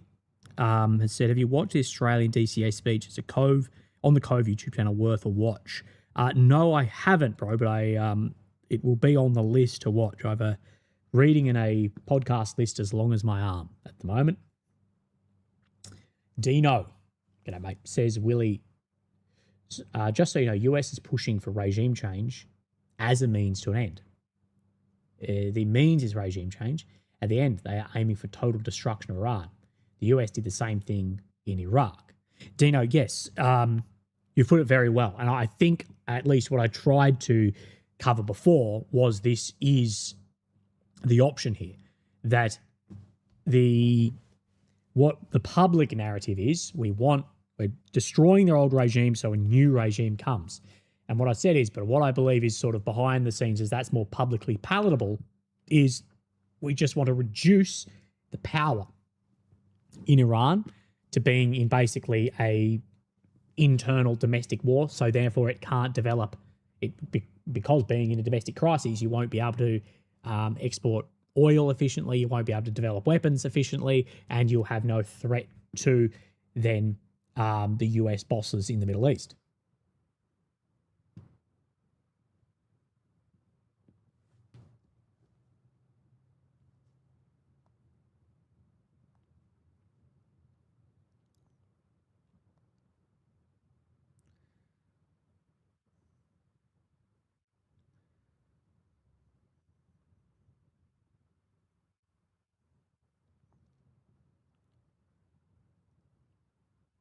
So Lebanese Prime Minister has said shooting towards Israel is an irresponsible act.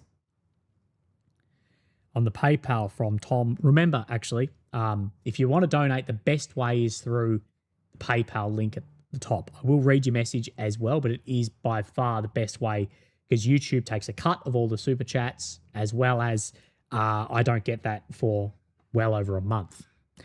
Tom says, do you think the Epstein tapes Mossad likely has from the 90s is use VHS or Betamax? I don't know, Tom. It might be MP4. Mr. Solar Bear, unbelievable donation, says, hard to believe we, the white man, would show up to fight another war. The Israelis have been funding Azerbaijani next to Turkey. I think it could be another hotspot. Oh, yeah. That whole area, Azerbaijan, Armenia, Turkey, that whole, let's call it this whole region is an absolute, and so has historically been a hotspot as well. And I think is growing. We know Russia has a lot of influence in there as well, especially where the Caspian Sea runs. Eden's Mine, side note, as a former soldier, the USA F-30, as a former soldier in the USA 35 Foxtrot, people seem not to realise we don't need a draft. They would force former soldiers like me to join the military, literally millions of former soldiers. Absolutely, yes. Draft is just, civilians, where even in Australia, America's probably very similar, that for 6 years post your service, so you discharge for 6 years after, you can just be called up to go and serve. And America does have a similar time frame. I'm not sure if it's the same. You can fill me in on that.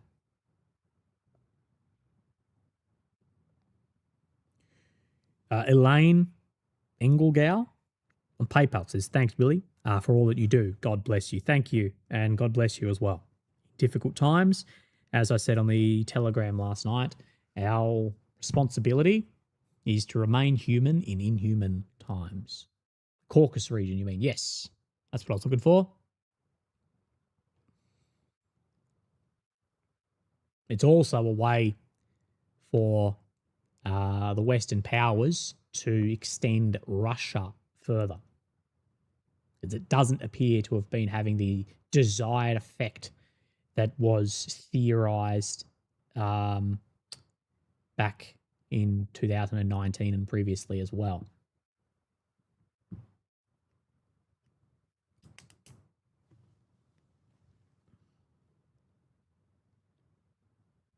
I just read it again and it's still like, oh, it's like I had sniffing salts. Operation Epic Fury, brother. Headseth needs to lay off the bloody bottle. Eden's Mind says, yes, 8 years for us, but 12 years in emergency non-draft. Okay, so if you leave, according to Eden's Mind, if you leave the US military for 8 years, you can be called up, for 12 years if it's an emergency. You can leave in your in the comments, you can leave what you would have named the operation. Operation Epstein jury. Dead Machine says 8-year obligation. My time's up, suckers. Operation Temper Tantrum. Sounds like AI. Yeah, just Hegseth just putting sensitive material into ChatGPT.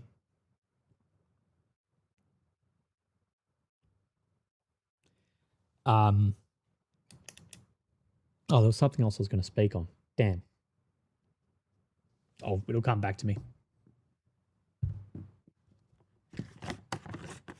Operation Abby Chatfield. Oh, I remembered what I wanted to comment on because Lily doesn't get the joke, but I've been laughing about it nonstop. Like it'll pop in my mind and I'll piss myself laughing. Is the other day, there was like a car backfire or something like near my house. There was like a loud bang that the stream heard. And someone commented it and said, I think the Führer bunker just got struck. It's been making me like, I don't know why it's so funny, but it's been killing me for days, boys. Killing me. Operation Pizzagate. Operation Look the Other Way. It is very, very interesting to see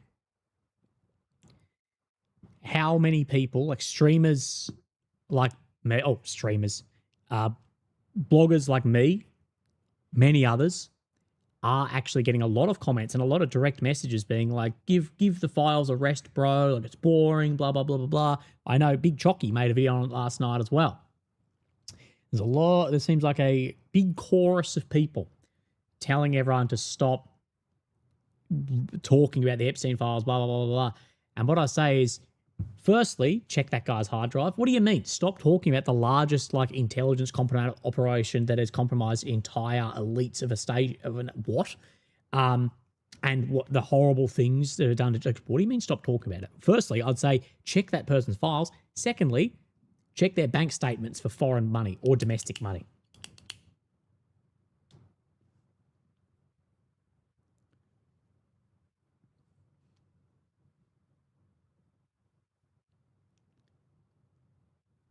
Right, I'm very glad that this stream is running far smoother than last time. Yesterday's was a nightmare, and I apologize for that.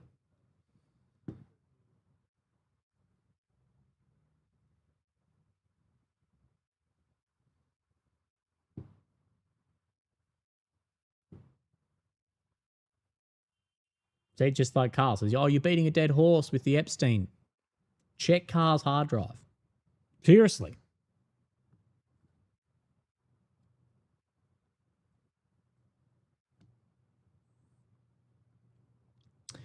Trump has said, I don't think the Arab countries in the Gulf need to join US in striking Iran. We have tremendous amounts of ammunition stored over the world. Well, I think the Gulf states be like, well, your tremendous amount of ammunition is not stopping normal drones striking our cities.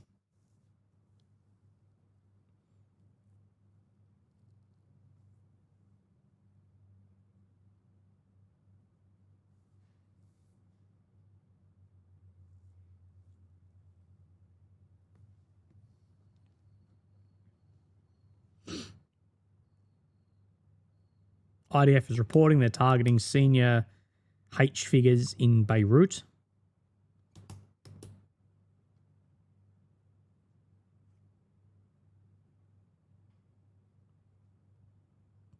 Remember, Beirut all went into shit after what I think is a false flag attack against the port back in 2019. Was that massive explosion?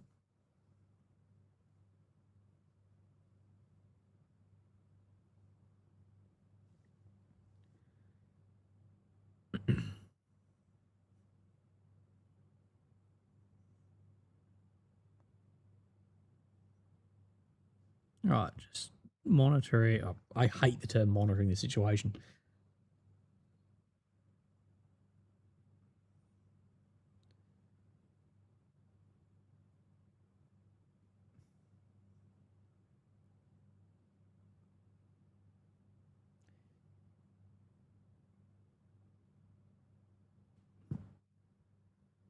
There's been reported new reported explosions in Kuwait.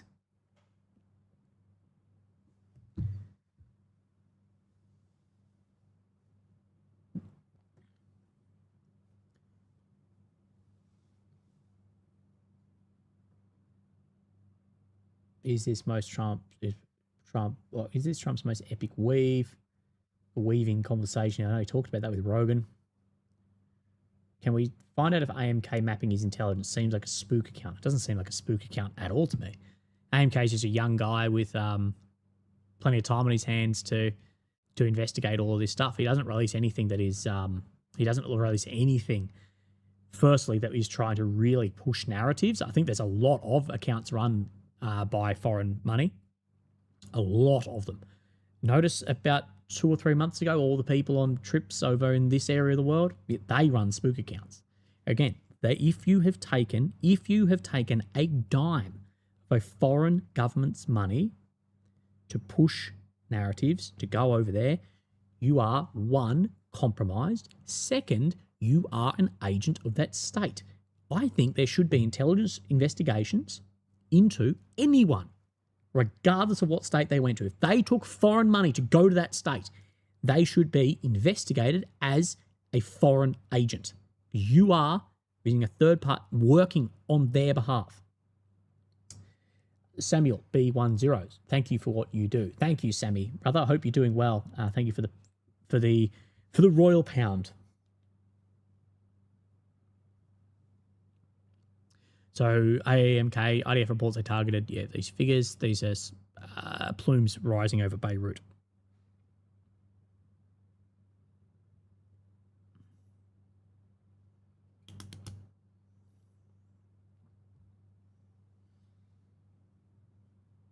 Do you think Israel's having a problem with Patriot ammunition? Not currently, but I believe soon there will be a worldwide shortage. Sorry, there already is a worldwide shortage of Patriot ammunition. Absolutely. That said, it's going to get worse. Tina Ballerina has a quote from Edward Snowden. When exposing a crime is treated as committing a crime, you're being ruled by criminals.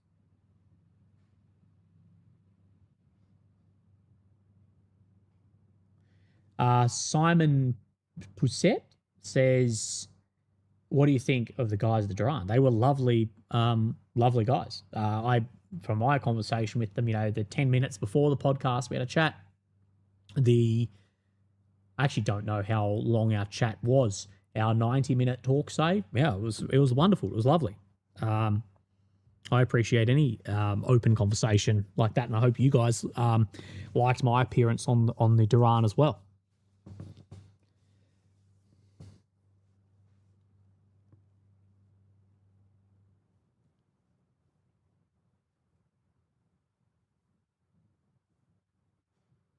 Thank you, Tina Ballerina. No, it is a fantastic quote. Let me write that one down. I have a lot of I always have in my office these like little, I don't know what they are, 3x4 card things. And I just write down like any notes or anything. You'll see me all the time in podcasts. It looks like I'm down on my phone, but I'm not. I'm writing notes. And I constantly just write notes and then review them at the end of the day. And that helps, trust me, it helps a lot with retaining.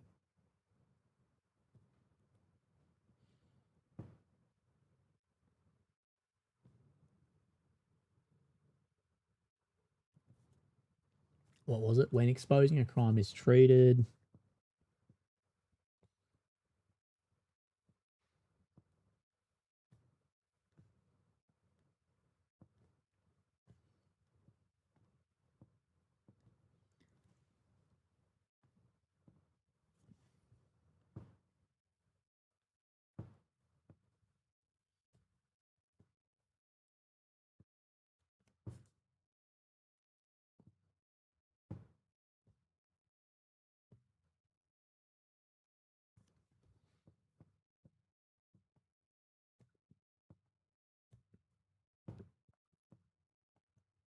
Right. Great. Thank you.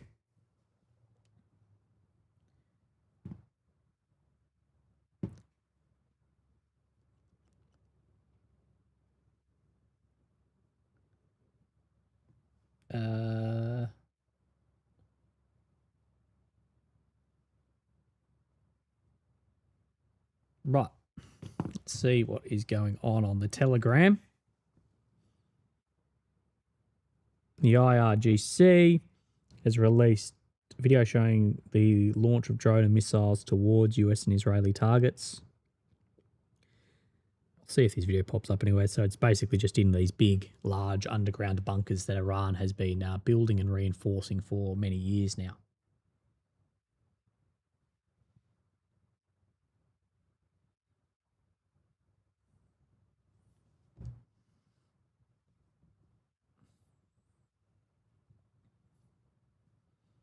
I don't have any idea, because I have no idea because I don't operate on Twitter.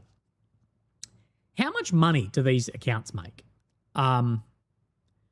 Like these big accounts like Open Source Intel, etc. These are like the blue tick verified accounts. They're getting, like, of course, over the past 48 hours, unbelievable amounts of views. Well, not views, but what's this for? I guess it's a view. I guess it's more just someone scrolling past it though will count. But the amount of like eyes on channel is huge. I wonder how much money these people are actually making off this. Like, is it huge? Is it like my question is it like a couple? Like, this is 1.1 million followers, 19,000, 30,000, and these are new posts. Let's go down a little bit. 70,000, 70,000. I thought they'd be more higher than this. 130,000, like 165,000, etc. Like, are they making like $100,000 a day, or are they making like $200 a day? Someone says 7K. Yeah, actually true. Forget the 7K. Like, just an account of this size on Twitter. I wonder how much they're actually making. Mark said the EU's most frightening weapon is the tax catapult. Yeah, legitimately. The EU's wonder waffle is increased taxation, increased security.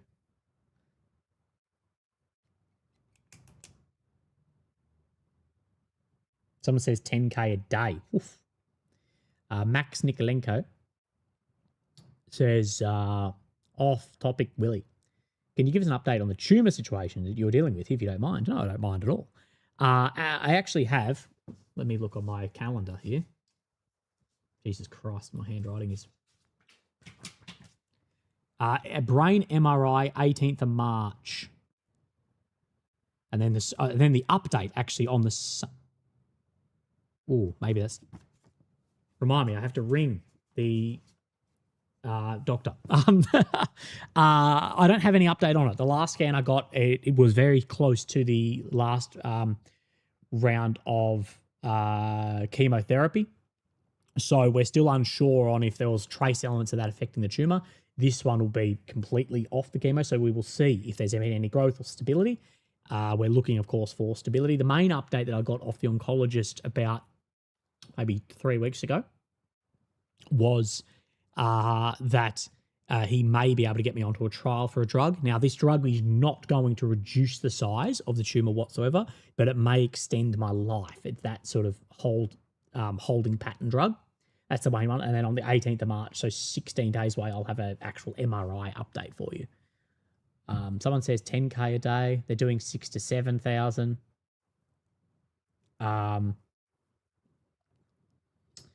Vlado Erdo says, thank you for doing what you do.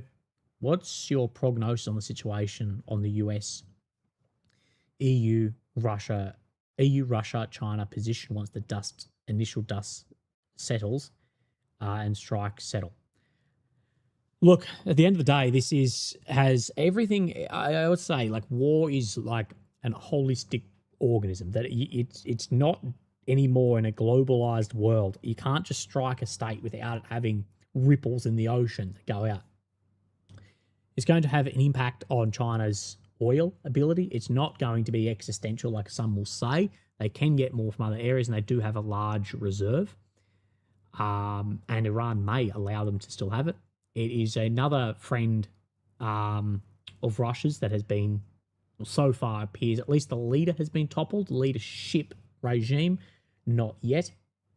And it will further reduce US diplomatic credibility around the world, and internal credibility for working for a foreign state, which is what many people fear of Washington at the moment.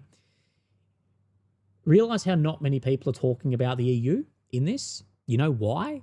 Because the once dramatic power and meaning of what the EU institution was for foreign stuff like this, that has been eroded, and now, honestly, no one cares what they say. Like that in this, it's like, okay, we care, like, say America's doing this, that strategists and political analysts, like, okay, what has America said? What has China said? What has India said? What has Russia said? What has Turkey said? And very down the list is, oh, what did Kaya Kallas say?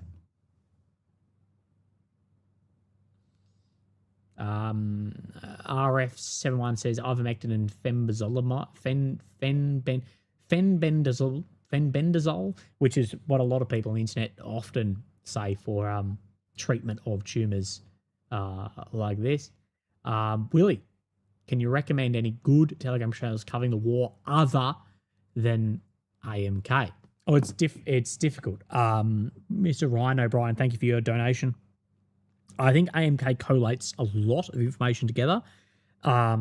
There's some good ones, like Middle East Spectator is good, but you do have to see that they are, like, they, whatever, is very, like, pro Iran. So you just have to look through some of the biases. Suriak, he's actually been talking about this a lot, as well as where's the bloody Manny's War Room talks a bit about it too, but that's highly on the pro-Israel side. Original Pastor Man says, where will this go? Do you think the regime change is naive? It must lead to more conflict. Original Pastor Man, I think history shows us that is the most likely case. Doesn't mean it's going to happen, but history has showed us that's likely.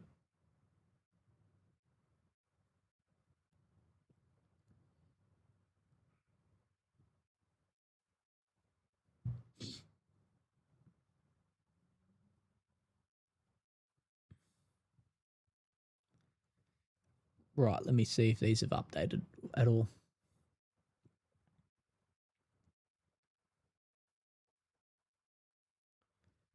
Further Israeli airstrikes in Lebanon.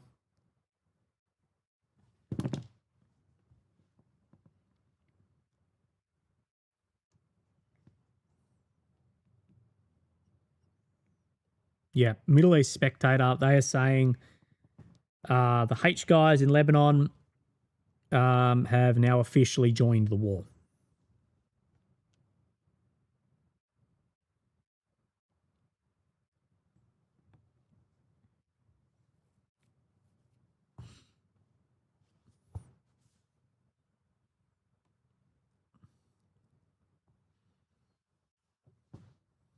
Did you cover the desalination plant? Yes, I did actually on the live. I believe yesterday I covered the desal plant being struck. Again, Israel is completely reliant for water on only a handful of desalination plants, and it is a big, big threat.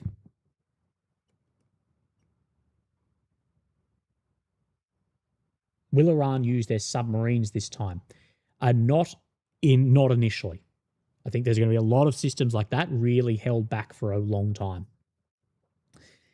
Alexi, thank you. The AED said 6 a.m. Dubai time. I woke up, missiles flying overhead. Can you give me a quick recap of what's happened overnight? I just saw also Wednesday Israel is hit hard. Yes, Jerusalem got hit very hard. There was a strike that has killed, I believe, about 10. It might have been more than that in Bet Shemush or something in near Jerusalem. I believe just to the west. Also, there's been drones into the UAE, into Bahrain, and we've seen large strikes in Tehran, American B-2s as well. And yeah, the real back and forth standoff campaign at the moment.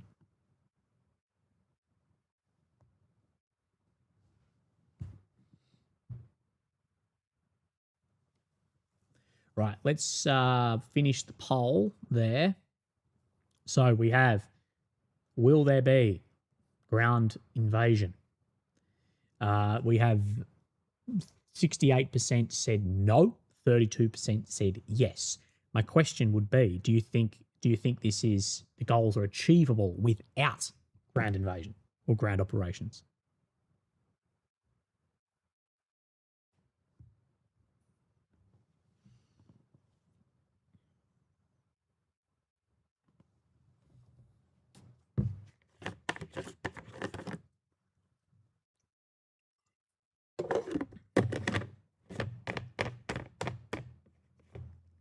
Someone says, look at the radar, no ships are passing. Let's actually do that. That might be something interesting while we're a little bit slow on news.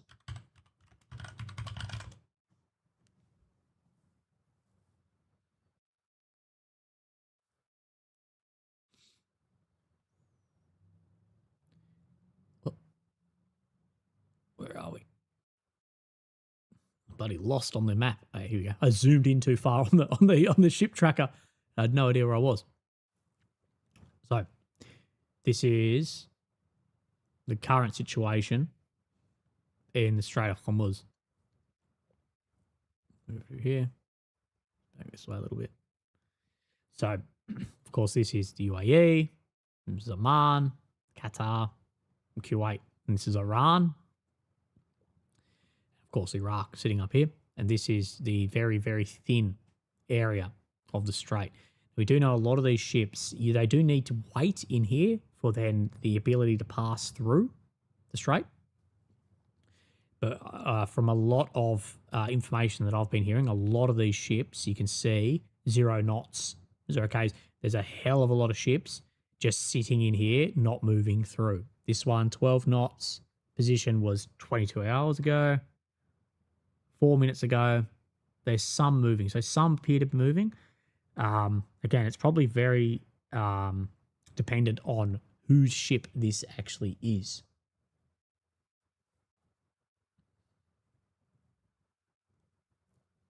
Ed Maria Head says, I don't believe regime change is viable through decapitation strikes north of ground invasions, at least in regards to the Middle East. Europe would be another story.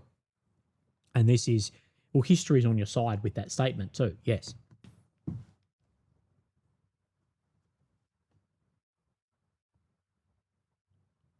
Okay, so full statement from the H guys in Lebanon.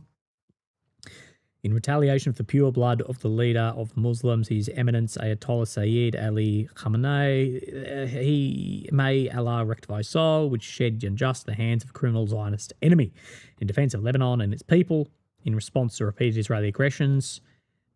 Blah, blah, blah.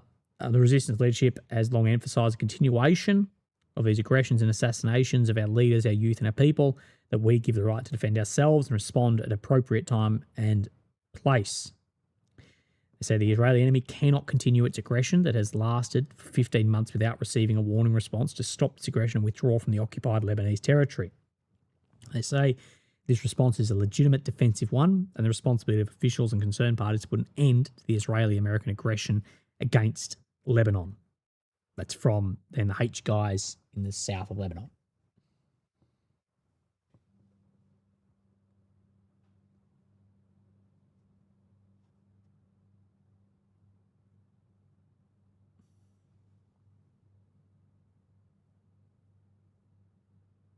Oh my God.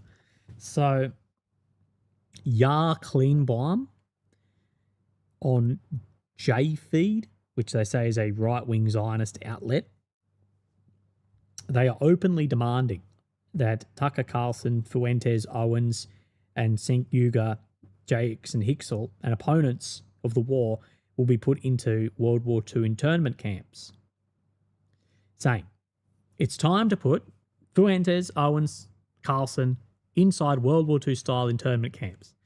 We have reached such a point where there is no choice but to make decisive action and arrest them. Just as Japanese American population was suspected of loyalty to a murderous Japanese regime that had declared war on America during World War II, these figures, including Jackson Hinkle and others, unlike most of these Japanese who are unjustly profiled, proven their loyalty is with anti-American heroes. They call for mutiny, attempting to incite American military against orders of the commander-in-chief. We must act immediately. There is no other way. So there is foreign media calling for some of the most famous speakers then who are using their amendment right of freedom of speech being called to get put into internment camps. What I will say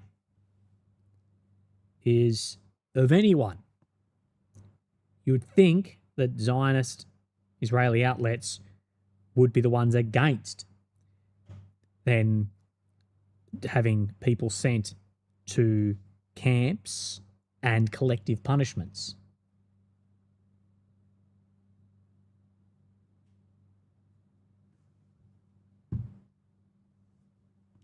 Can someone fill me in? Because I don't know. Who the fuck is Laura Loomer? Who is that? Is it like a bot account? Is it what, like, I have no idea. Israel is currently bombing Beirut. Yeah, I am tracking that also. I just saw a couple of accounts tweet about it.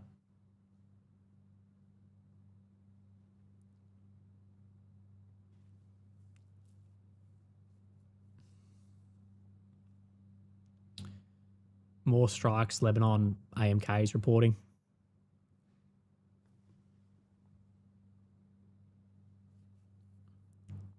Trump says, I think if what happened in Iran happens in Venezuela, that would be a perfect scenario. Highly unlikely.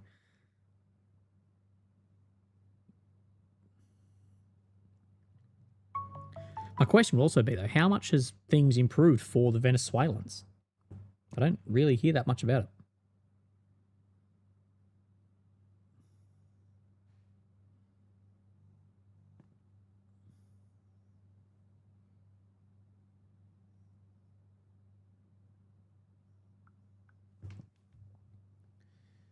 So Fat Donkey has said the YouTube channel, What's Going On with Shipping, is a good source for maritime news. Is US buyers. He describes the straits as constricted.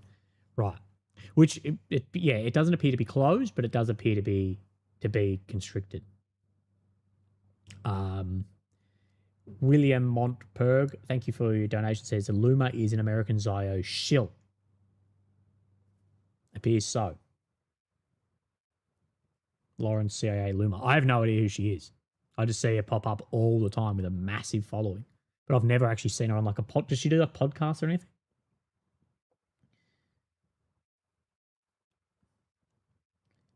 Aussie Arena. Thank you for your donations. I wonder what side of buildings have been getting hit on these different countries. That we're told, oh my God, sorry. I wonder what side of buildings have been getting hit in these different countries that we are told Iran is doing. Just curious. That is a curiosity, to see as well, because we do know that there's been a lot of attacks carried out before to justify things. So it'll be interesting to see exactly where these are coming from. Also, tells us where they might be coming from, either internally, north, south, or east. Also, Elon boosts her engagement. Dude, Elon is such a hard one to get a grasp on, like where he sits politically. Eh?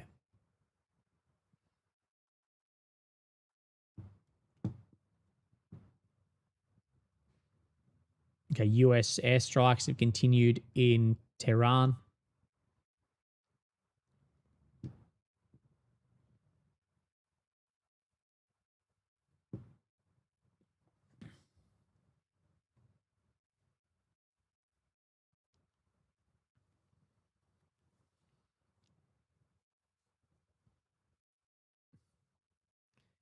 Remember, legends, if you're in here, we've got double the viewers that we do likes. So just hit like on the stream and get some chats going as well. Just push us up the algorithm. That helps myself, of course, a lot.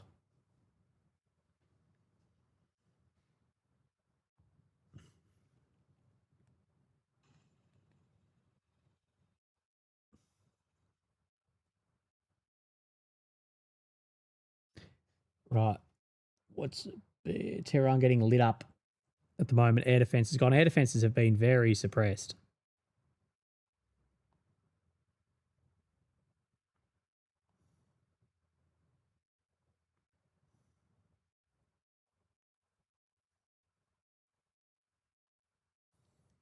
Do you see the mob breach at US Embassy in Pakistan? 22 people killed. Yeah, we're reporting on that yesterday, probably before a lot of the kinetic actions took place. But yeah, it did appear that there was a lot of unrest at the embassy in Pakistan and that there was multiple people killed.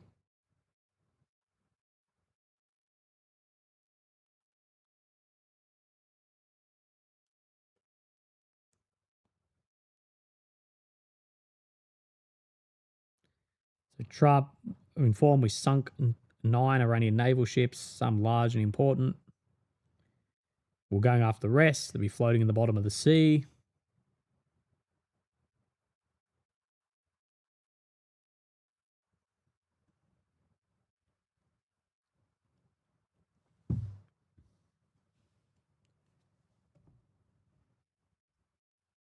How many times have we gone live over the weekend?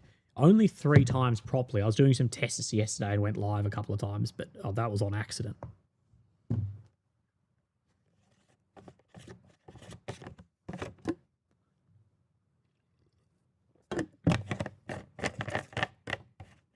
How does something float in the bottom of the sea? Exactly. Do you know that there's more planes in the ocean than submarines in the sky? I don't know. 150 IQ working its magic over here.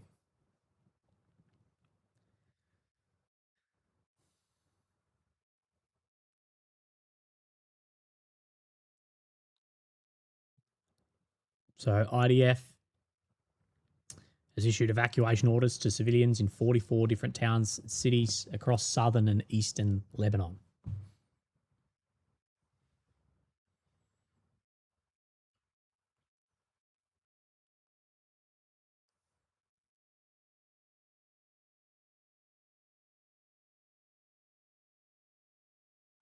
Someone said, one of my friends said to me, the reason Toyota can't afford to develop the new GR supercar is because they've just received an order of 1,000 pickup trucks to the Middle East. Very, very funny.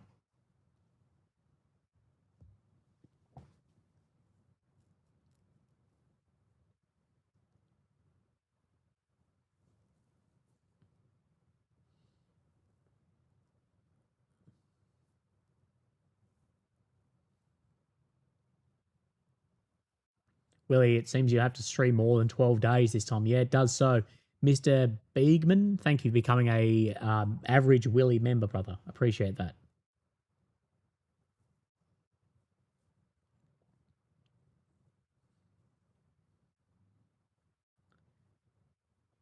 Toyota GR GT enters the chat. Yeah, but Toyota's going to go. Toyota. See, this Toyota is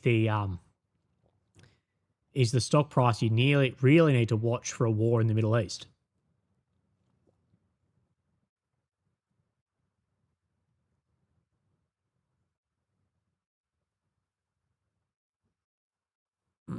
Epic Fury is just killing me, brother.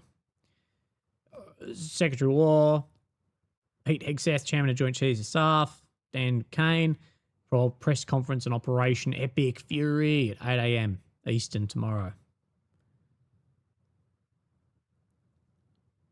Is that an F-14? Oh, no, don't worry. US forces are taking bold action to eliminate imminent threats while the Iranian regime strikes continue.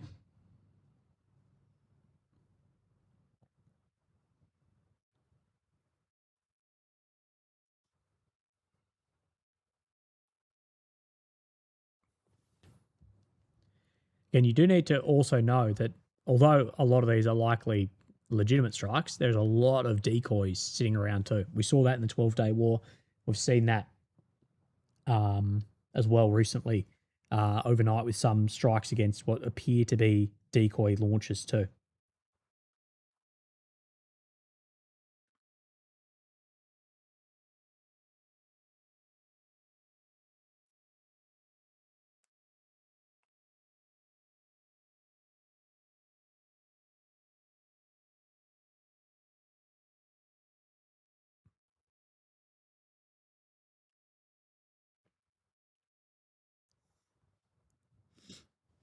Right. I'll be with you in 1 second. I'm just more looking at something on Telegram.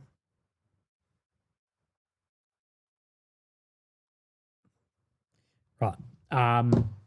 RF7192. I know you're thinking, damn, Tom, give it a rest. Ivermectin and fenbazolidimol. These medications interfere with multiple signaling pathways that allow cancer cells to grow, survive, resist treatment. Yeah, I know people send it to me like every single day, but thank you, brother. Appreciate it. Odds of any other country getting involved are very high given strikes in the Gulf states. People in Dubai are paying up 300 grand to be taken to Saudi and land and flown to the EU on private planes. Yeah, I did see, of all people, Andrew Tate, who I believe is living in the UAE, or is at least there at the moment. He was talking about people going to Oman to pay like 100 grand to get a private jet out.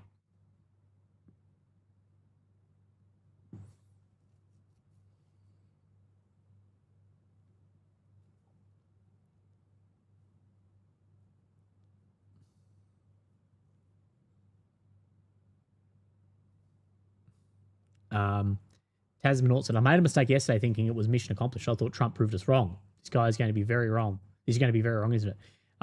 Yeah, I think saying mission accomplished in the first months of a war is dangerous and likely to be incorrect. Bernie Sanders has apparently tweeted Israel and Saudi pushed the US to attack Iran. We know that Saudi has been building its relationship massively with the US, even down to planes, etc.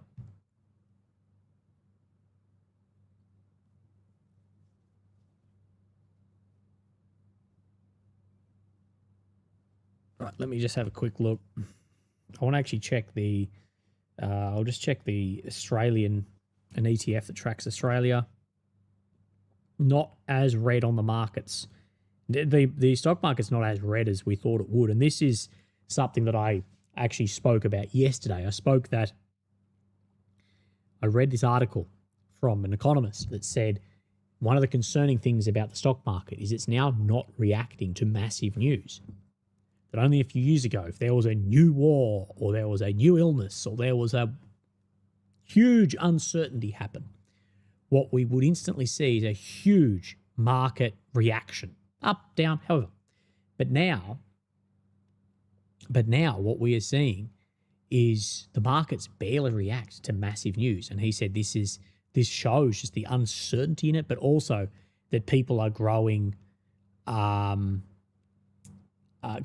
complacent to the market also.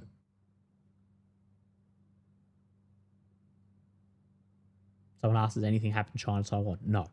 And I think it's very unlikely that it will.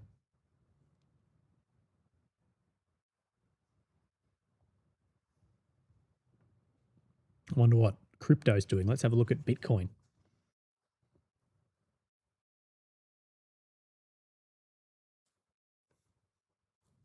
Why is the market insulated? Because it's massively overpriced at the moment. Aussie Arena says, did Netanyahu actually go to Germany? He was only saying they were becoming 1940s Germany is ripping them again not long ago. I don't know if he actually, I don't know if he did or not. But Netanyahu's from Poland, as far as I'm aware. Bitcoin down 3%, 2.6% in the day. Ethereum down 4.8% in the day, according to the numbers that I'm seeing. Ethereum has had a terrible month, down 27.4% in the month. In the last 3 months, 30%.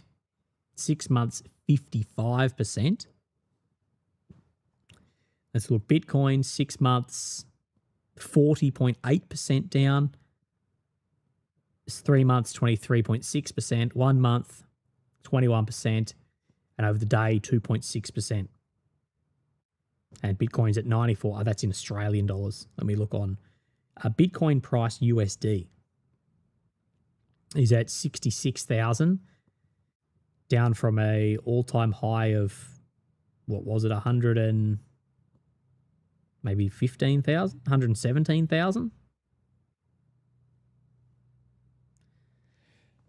France's AC Charles de Gaulle of apparently heading to the Mediterranean. Charles de Gaulle. So if France sending an aircraft carrier into the Med, according to Mr. C. Pilson. Thank you for the donation, brother. Oil price is up. I have no idea what happened. Yeah, I think the oil price will likely continue rising for some time. Which is the problem here, is if the only way is to impact Russia is oil price, it's going to create a lot of problems in Europe.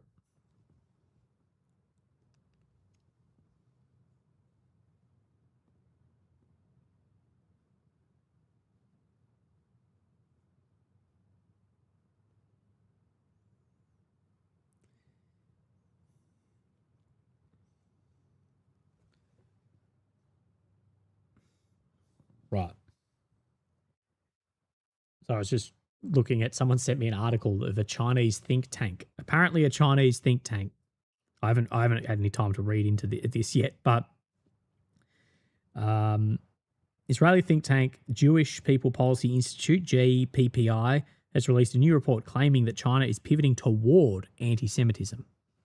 It came up on like an America First ad, suggested for you ad for China. So I have no idea. I'll read the report and see what it actually says.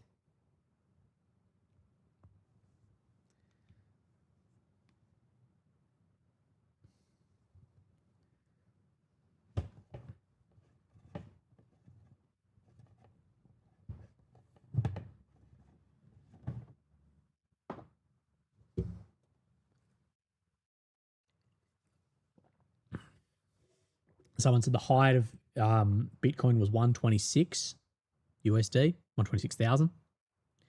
Very strong explosion in Western Tehran. There are a larger explosion than usual from AMK. So this was 2-3 minutes ago. So typically, give it a couple of minutes and we'll start getting some images of this. I'll see if other pages are sharing that also. I'll look on the Telegram. But what do you think the future is for Bitcoin? Do you think that the PH files have destroyed Bitcoin? Like, do you think there is a future for it? Or do you think it's just going to collapse?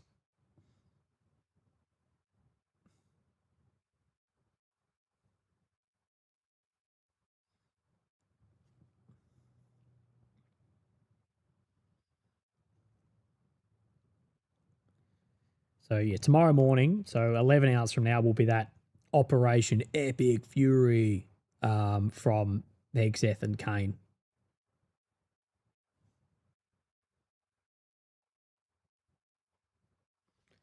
So Trump According to Middle East Spectator, Trump has said they will be subdued in the end. Yes, I'm confident that Iran will surrender to the will of the US and Israel. So Trump is confident that that Iran will surrender to US and Israel.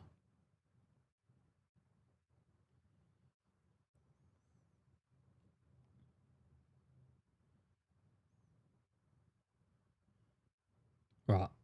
I think we'll start seeing footage coming out soon.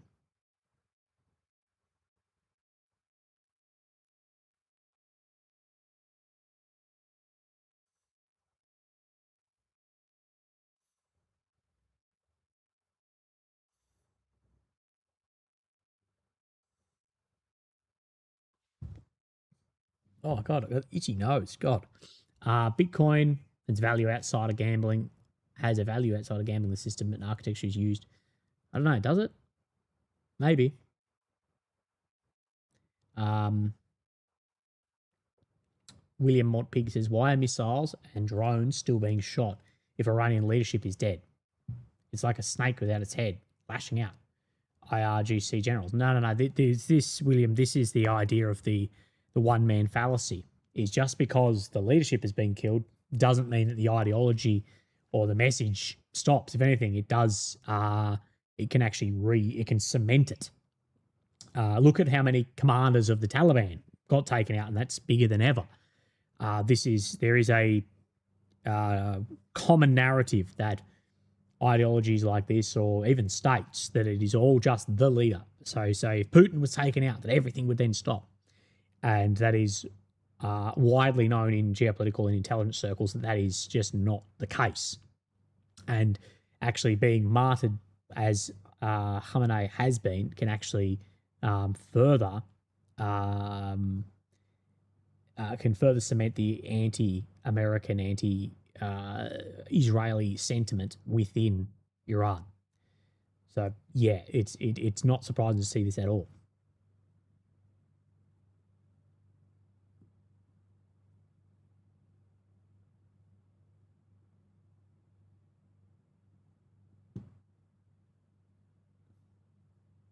Still need to subdue who's left. The problem, this is the thing though, is you can't typically beat an ideology out of people.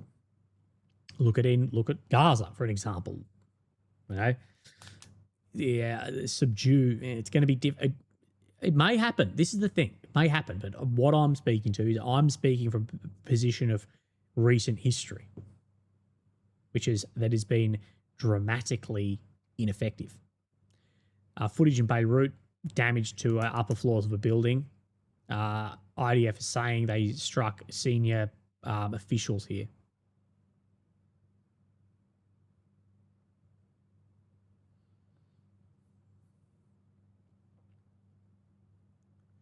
Can't bomb your way to change. Yep, and they found that out with communists. Right now in the chat, put how long do you think this war will continue for? How long do you think until we see a settlement?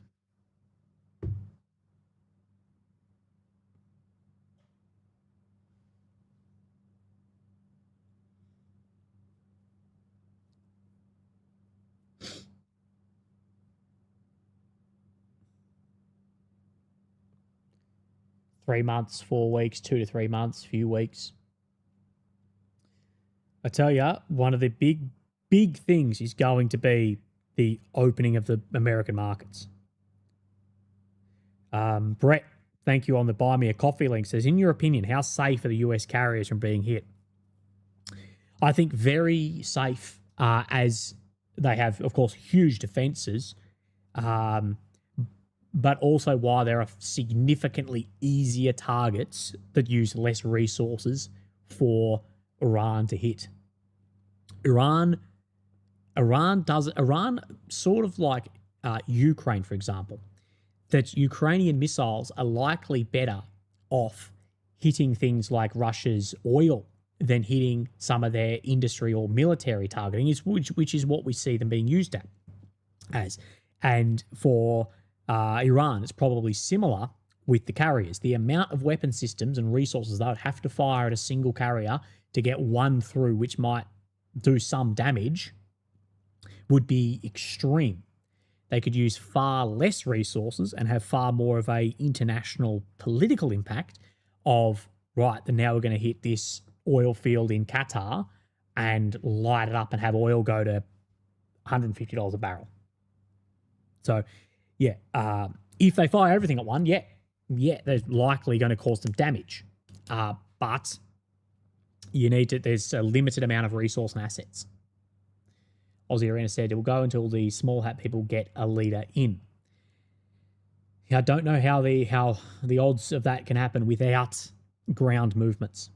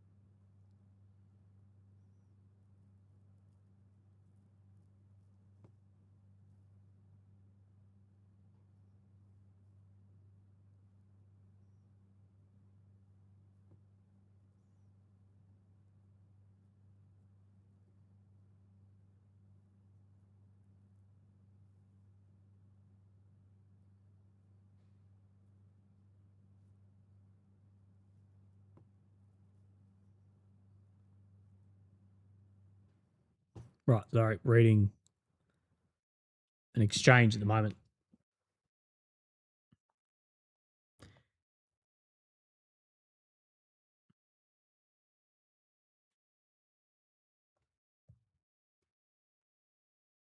Is it true Cyprus has been targeted? Well, the UK said it was, and then the Cypriot president said that it wasn't, but it does appear that there was some level of targeting in that direction. Person said, fellow veteran Adelaide, God bless you. Pray for you, get well soon. Thank you, person IE1FE. Thank you, brother.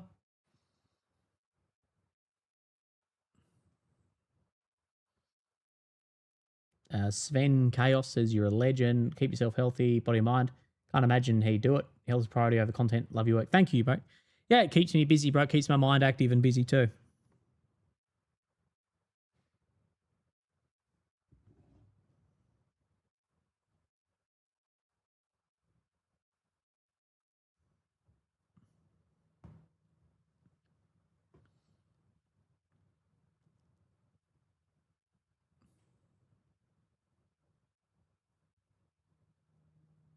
All right.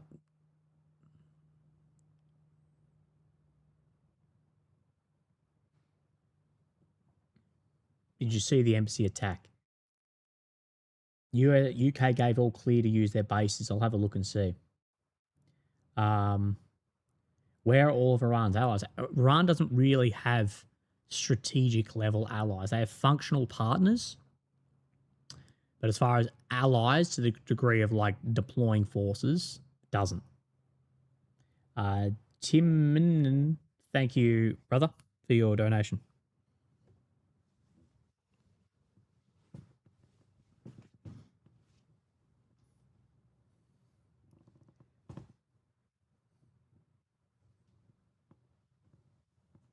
Trump will declare victory because he lives in it. Tina Bellerin says Trump will declare victory because he lives in a fantasy world. Well, I tell you, victory will be declared, but again, we can't really measure that until a long way after the end of the when the guns fall silent.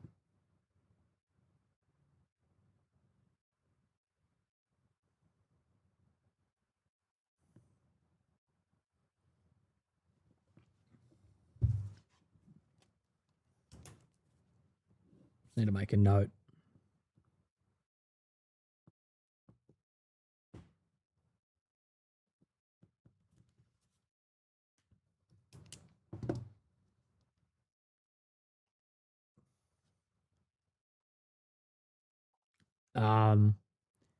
I know you're busy, but the channel New Zealand Special Force released a video with New Zealand SAS and Australian SASR.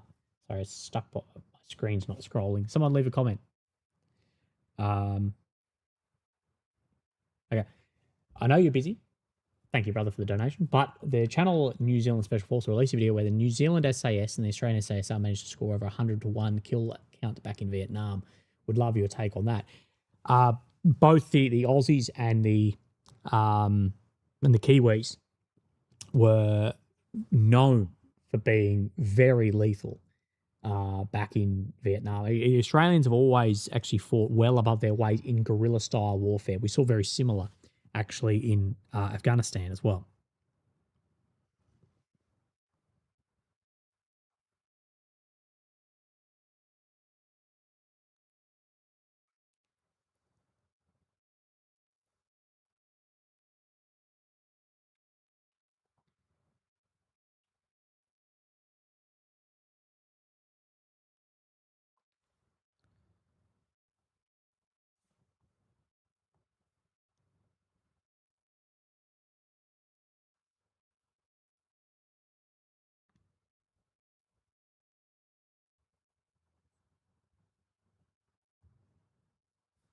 But yes, absolutely.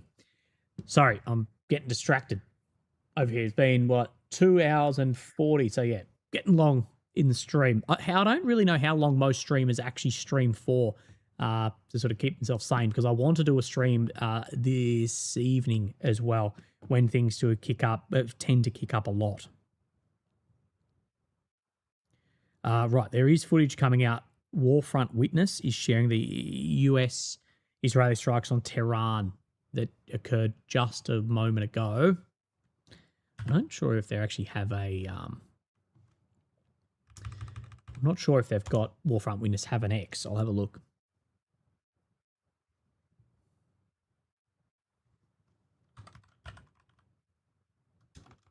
Warfront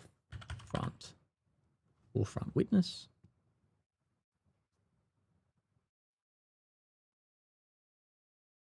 They do, but they don't tweet much.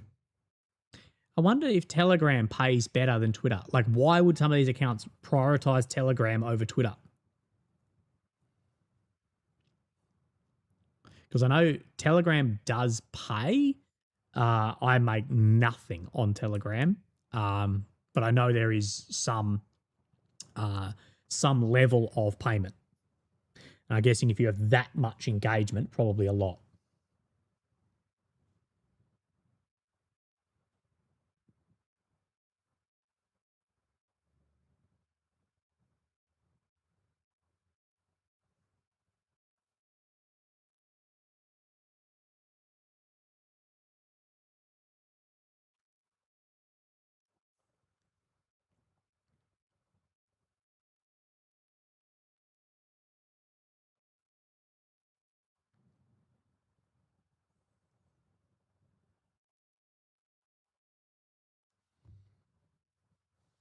Typically 2 to 5 hours, right? Audience metrics. Yeah. I guess like you look at like guys like, say, Warfront Witness or AMK or those, they like I only do like 5 or 6 Telegram posts a day at best. Where if they're doing like 100 or more, it probably massively increases the exposure to the Telegram pop-up ad things at the bottom. But I believe the Telegram pays through their own cryptocurrency, through TON, I think it's called. Because I think I have like 20 or 30 TON sitting in my, like, let me have a look. Telegram, my profile, loading statistics. Right, scroll. Oh, boys, yesterday I made, what, I can't click on it. I made 7 cents on Telegram. Hell yeah.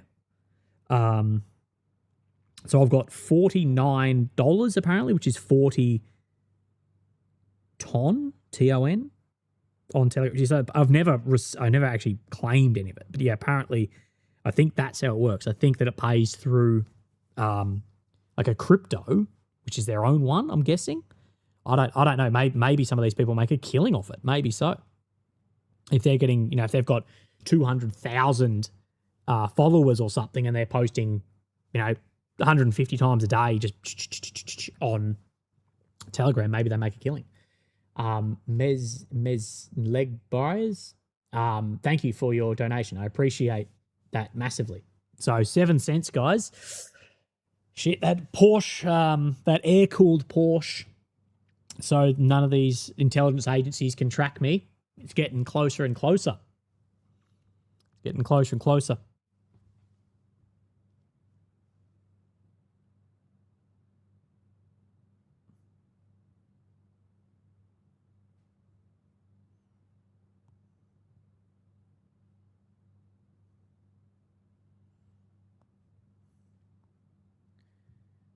The UAE will withdraw its ambassador from Tehran and is closing the embassy.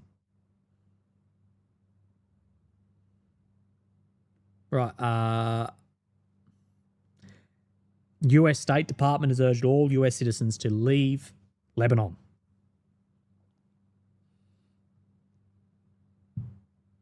Let's look if AMK has posted this footage yet. Yes, scenes over Tehran. So large waves of strikes again.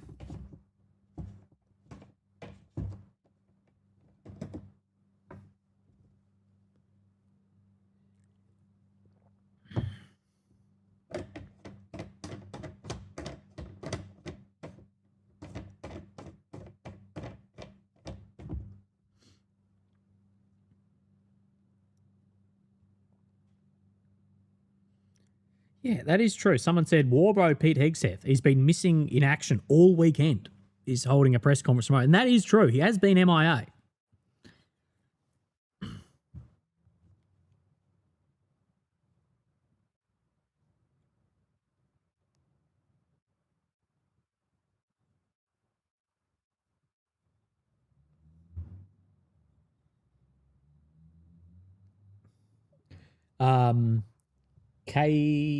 Kaz, oh my God, everyone's name's so difficult to pronounce. Thank you for the donation. I really appreciate that. If you've got any questions for me, let me know, legends.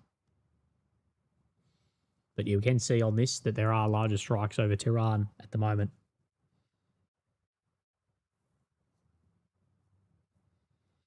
Yeah, I really wish Lebanon with such a rich, Lebanon with such a rich history would be able to get back on its feet. But that Beirut blast really did a number for them and allowed extremism to spread and sunk many people into massive amounts of poverty as well. Remember to hit the like button as well. Get the chat going. Just post in the chat. That's what we need. So Tehran under high striking. You can still see all the lights are on. There's a lot of electricity still flowing around Tehran. Porsche with an RWE customization. Mate, yeah, well, my 7 cents per day is getting there. Someone says turn the sound on. Let me, because I just set up a new OBS. So let me see if I can actually turn the sound on. If it's super loud, I apologize. Can you guys hear that? Desktop audio.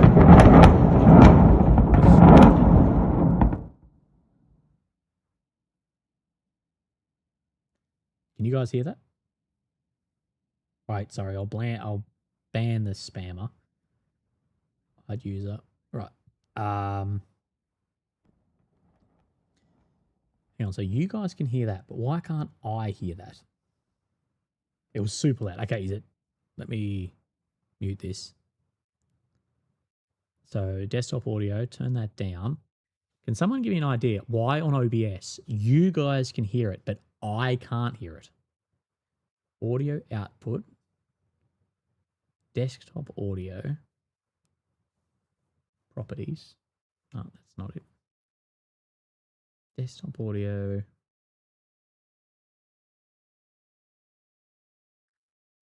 Sound mixer in settings. We could hear it. Went boom. Settings in OBS or settings on my computer? Audio. Desktop audio default. Shit. Hotkeys? No, I don't want any of that. Desktop audio will be Rodecaster Pro. That one. Okay. Apply. Okay.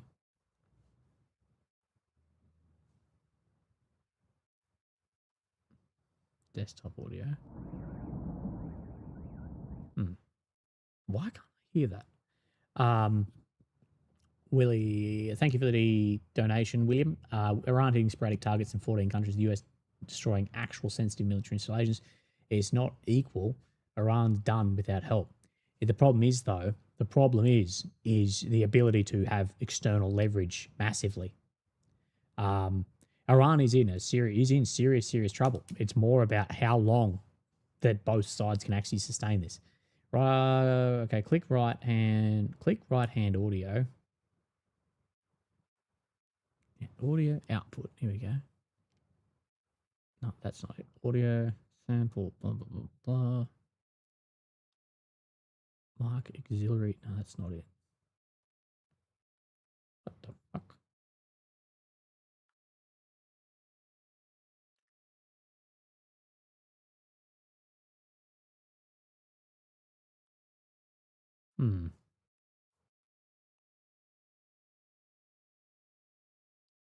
Trying to think.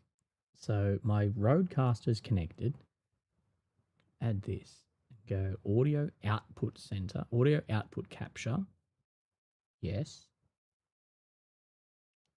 Will be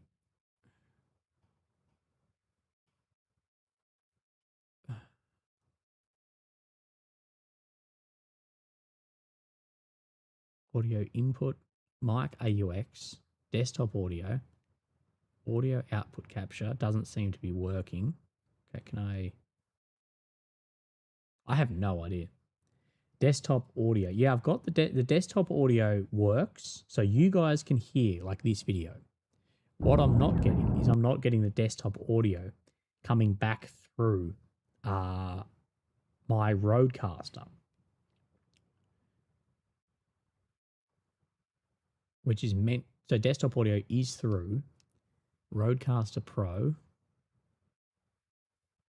Let's change that. See if desktop audio.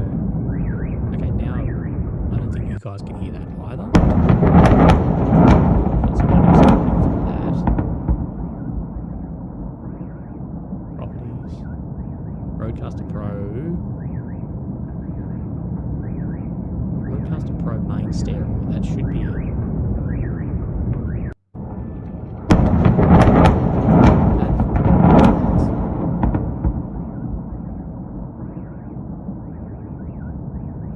Absolutely no clue what is happening there. Willie, love your work. Do you reckon the Zionists will start bombing civilian infrastructure in Tehran like Baghdad or Iran if it keeps resisting? Oh yeah. They'll start striking absolutely dual use targets. Electricity, etc. 100%. 100%. I'm surprised they haven't. It's exactly what happened in Iraq. They have definitely forgotten when the Europeans and the Americans analyze the war in Ukraine, they 100% forget about dual-use targeting of electricity capacity, especially. So, yeah, 100%.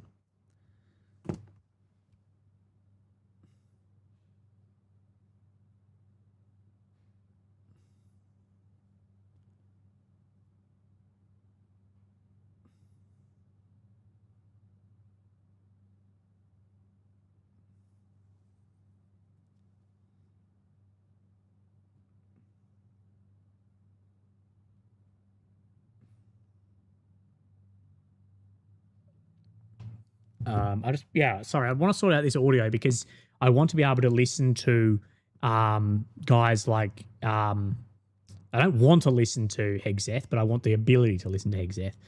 So audio capture, video capture device, audio capture. So which one's which? If I put that, does that now audio capture device? So you guys can still hear me. Audio input capture. Oh, God. Yeah, but I what I want is I want the ability to listen to them while you guys can hear it. So you guys can hear, but I can't hear the video. I can't have both of it. Display capture. Is there a display audio capture? Display capture, because it's on my secondary. Maybe audio. Right, let's turn this back on. So that's mic. Audio, desktop audio works. Audio output capture. Audio output. How do I delete that? Properties. Right. Audio output capture. Properties. Default.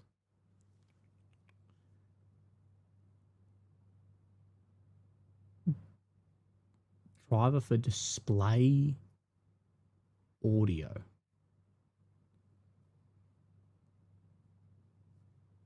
If this gets really loud, I apologize.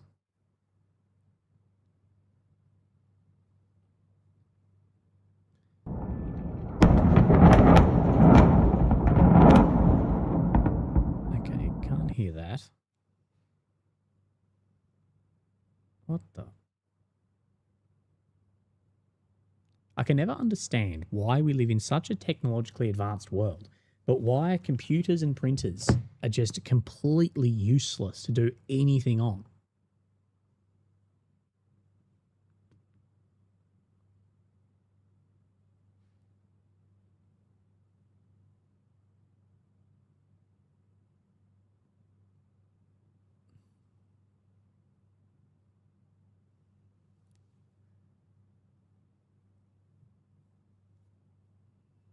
They're designed to make you mad. Yeah, I don't see how we just don't have it much like phones.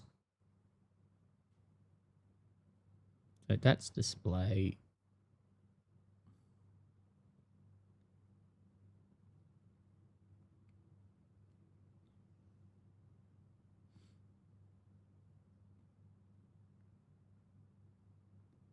Just keep clicking one until it works.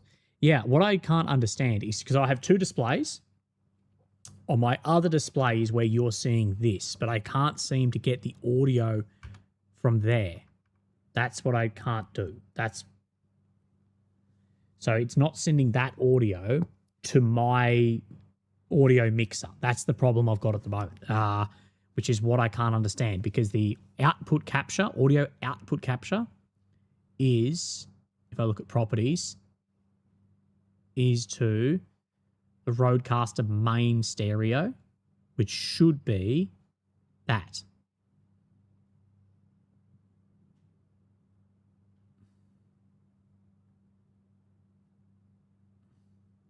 If I'm correct.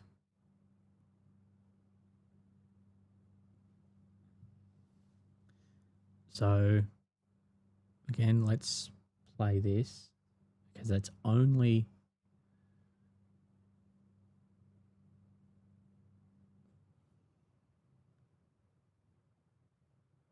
desktop audio. Desktop audio? I turn that up. Oh, okay. Oh no, that's for you guys to hear though. Yeah, desktop audio should have, if the desktop audio is my Rodecaster, why is it not coming through that? But it's going to you guys. I had the exact same problem actually on my other computer with OBS. Maybe ask AI. Let's do that.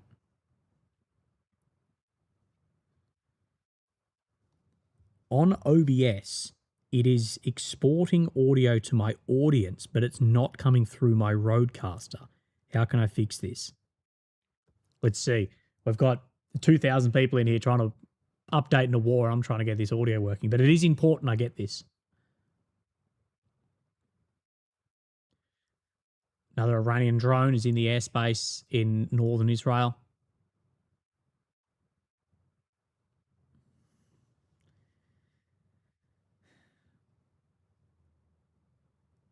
Right, go to Edit Advanced Audio Properties. Edit Advanced Audio Properties.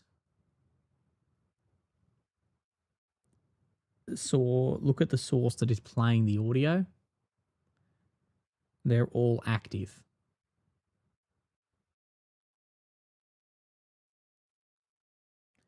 Ah, shit. Jimmy, you missed my first super chat. Understandable love heart. Love your coverage. There. Sorry, Jimmy. I missed your one. Did you send a question? If so, please let me know and I'll get back to it. Okay, monitor off. You will not hear it. Monitor and output. You will hear it. Okay, so audio output capture, monitor on output, audio output capture, monitor output. Right. You can hear that. I can't hear that. What the?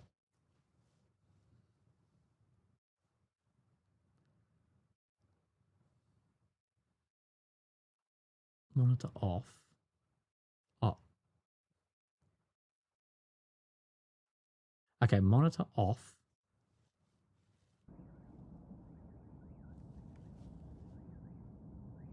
Dude. I have no idea what's happening. This is ridiculous. Desktop audio is through Rodecaster main stereo, which is correct.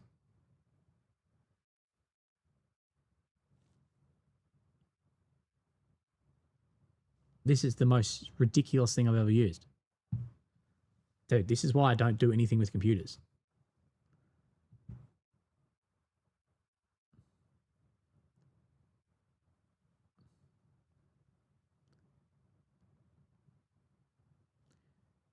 We will get there. We will rebuild.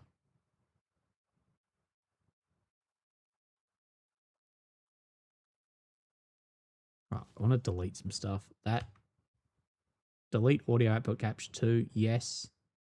Audio input capture 2, that can also be deleted.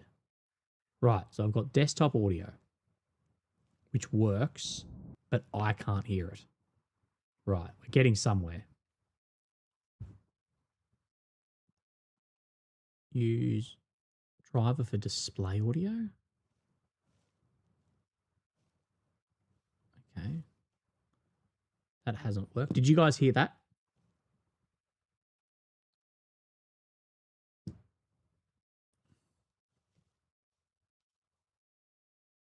Okay, that's not working now. Desktop audio, properties, speakers, said that. All right, here we go.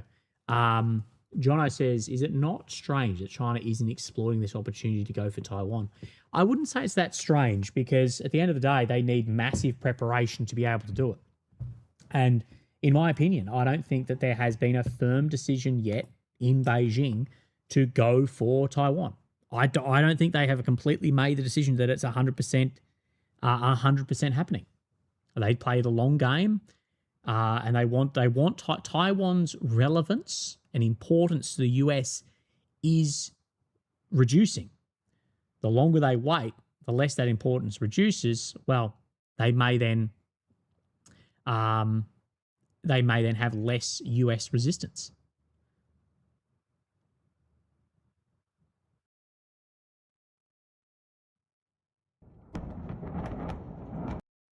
So, right, desktop audio. I'm not getting that come back through anything.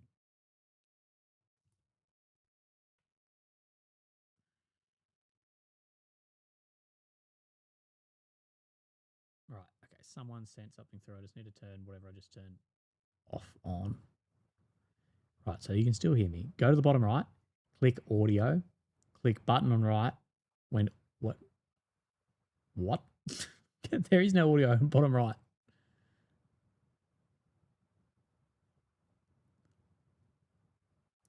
Someone says great coverage. It's not great coverage at the moment. I'm trying to work out this audio thing.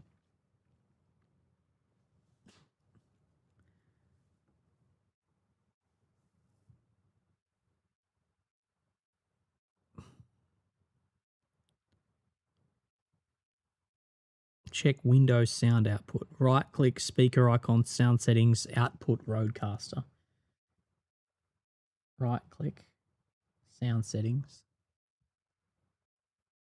Okay, sound speaker, parent output device.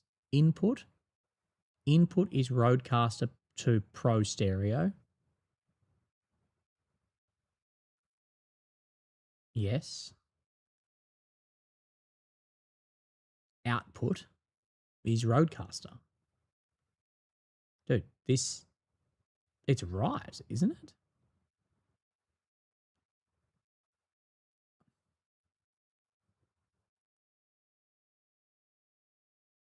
You know, someone says, the war is tough when Willie can't get his audio working. Yeah, legit.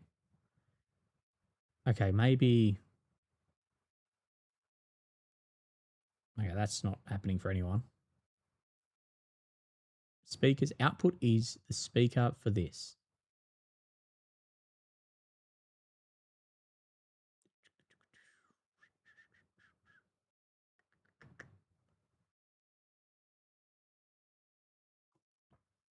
I just want to get this sorted out while it's a little bit quieter in the war. So later on, when we listen to bloody beer drinking Pete Hegseth, we'll have this sorted out.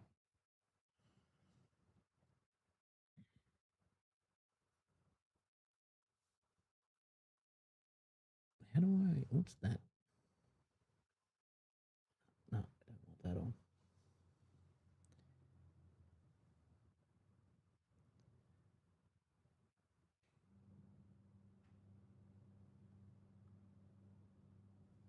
Output device, Rode. Input device, Rode. But that won't play here. What if I drag this across here? Can you guys hear that now? Yes.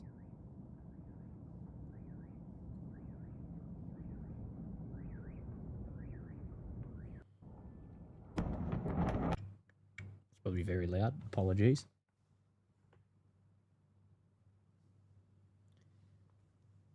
Make two outputs, one for viewers, one for you. Make the output for the headphones only. Right. Let me make new output. So I want audio output capture. Create new device. Speakers, game output, blah, blah, blah, blah, blah, blah, blah. Browser output? Maybe that? No, still nothing. Yeah, I've got like multiple audio output captures, but it just doesn't work. Mic AUX.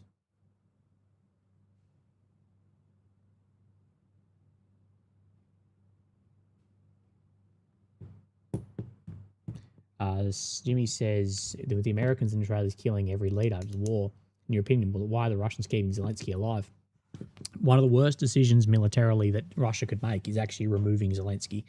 It would basically martyr him. It would cement support, not only domestically for Zelensky, but further internationally. You need to realize too, Zelensky internally in Ukraine is not that popular.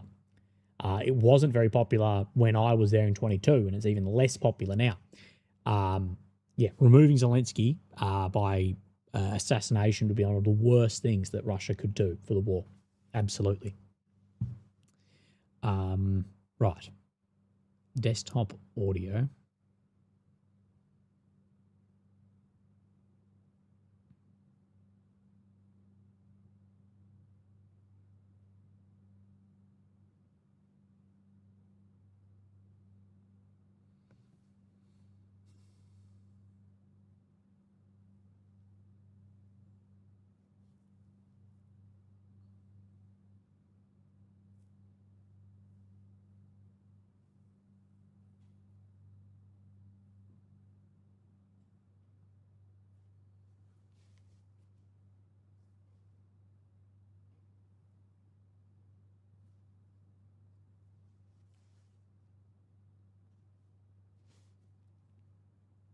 Dude, I'm so confused.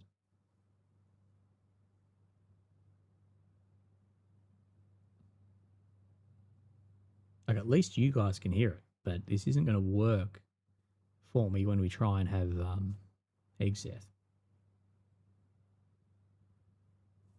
What if I just set default? Yeah, that's weird. Because the default sound is coming through, but then it's not coming through on my default sound on my soundboard either.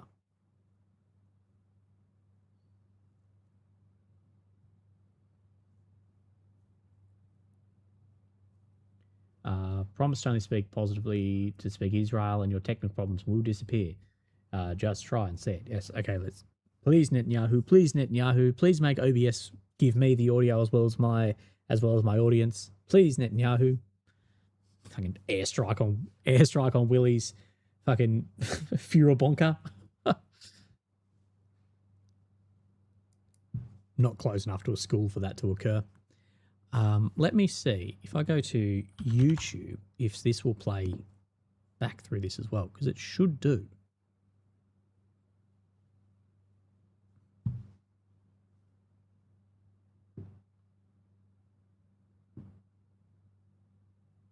This man tested the difference between Democrat. No.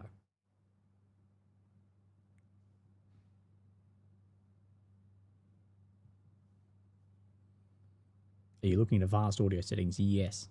Edit, advanced audio properties, output capture, active, desktop audio, active, monitor and output.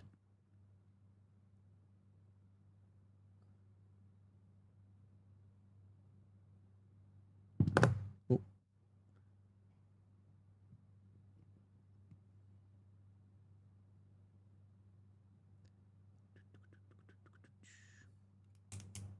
Desktop audio.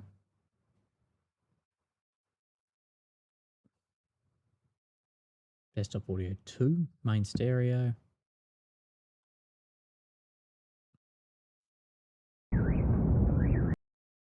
No idea.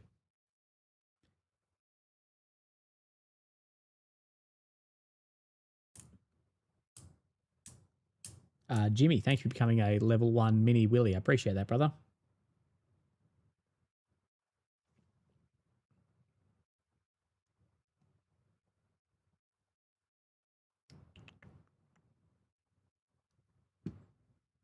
So, yes, further strikes, Lebanon. Nothing too new. Redeem the sound for the Indian tech support guy. Yeah, exactly.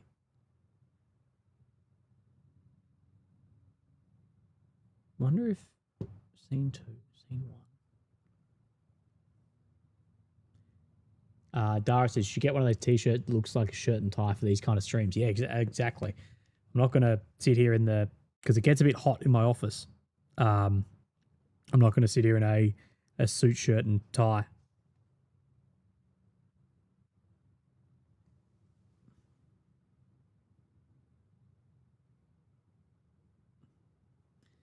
Okay, a lot of streamers accidentally send microphone to OBS, send the OBS out to stream.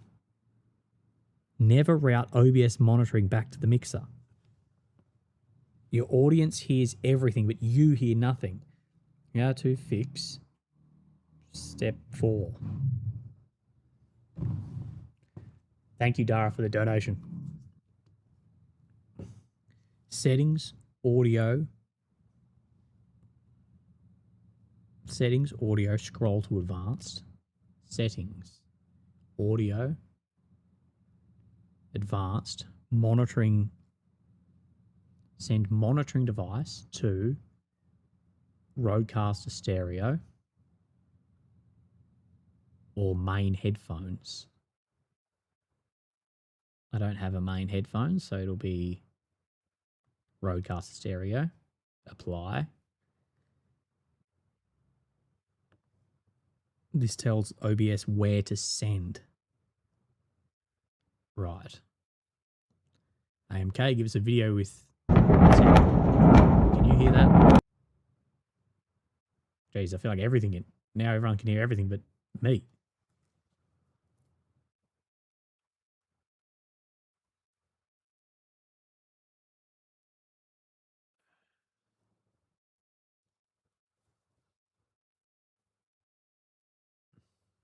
Yep, we hear it. Right, okay. So the sound's coming through there. But what I don't get is I have a Rodecaster that has all my audio in and out. And it's meant to be going out to that, but I can't hear it. And it's not monitoring at all on my Rodecaster either. Like I'm looking at the monitoring and it's not monitoring anything on that. So this is desktop audio is meant to go to the speaker.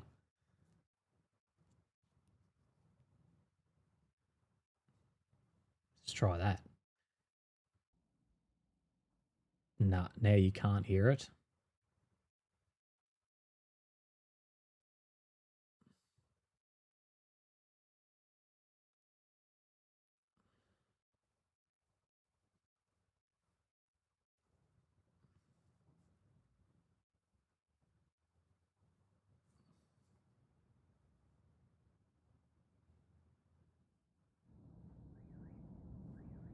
Desktop audio. Yeah, but that's not having anything on this. Audio mixer.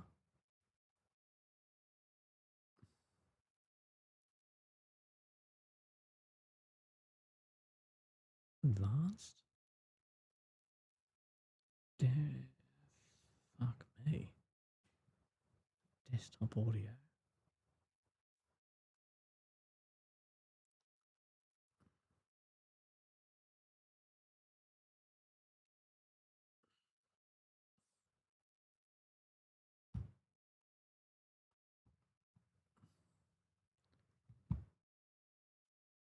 Oh.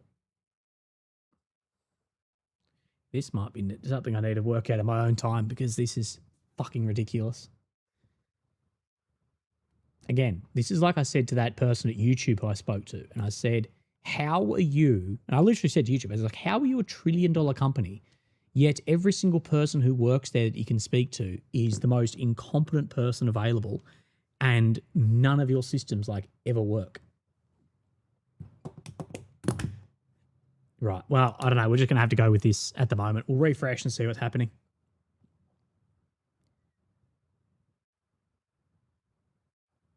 Yeah, I'm looking at the audio monitoring on my board, and it's just none of that is actually coming through. Select Rode, yes. So Rodecaster Pro is the output device on your computer, which it is.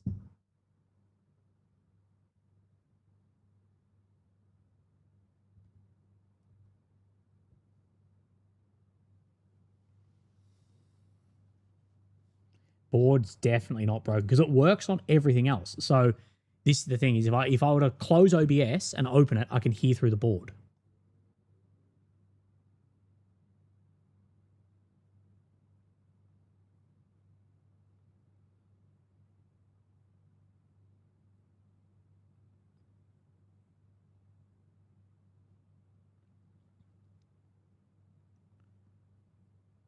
Advanced audio properties, none of that.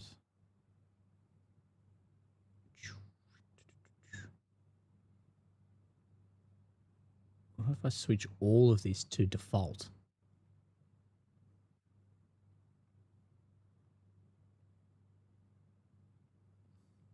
Someone asked what happened to Dave. Dave is still just going along as normal. I don't think he's fighting as much anymore after his injury, but he's, Jesus, that was probably incredibly loud.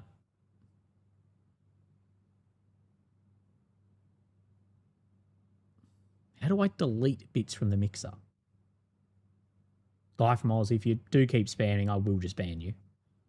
So that is coming through here, but the output is meant to be this. Dude, useless. Good one, OBS.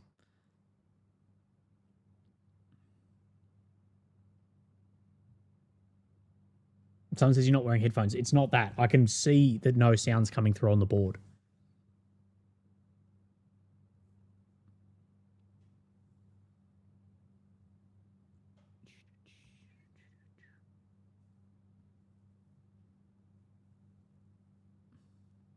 Don't worry, I'll fix this later on. I'll have a look.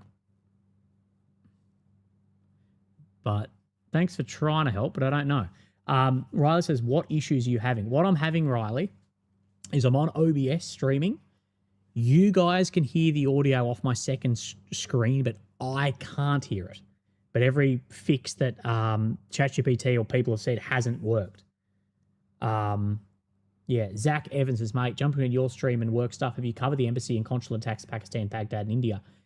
Yes, we have covered that, but we have seen, there's been multiple attacks against US embassies in multiple other nations.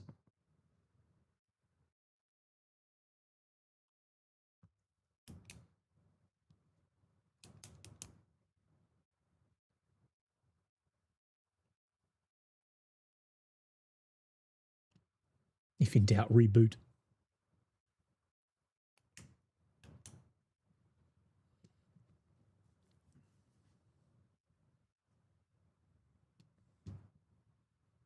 Right, we haven't had anything from AMK for half an hour.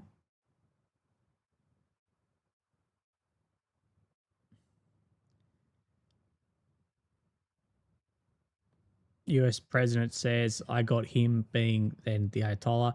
I got him before he got me, and he tried twice, and I got him first. Again, they have tried to make any attempts at Trump. It's like anything that happens, it was instantly Iran. The Australian Prime Minister did this as well.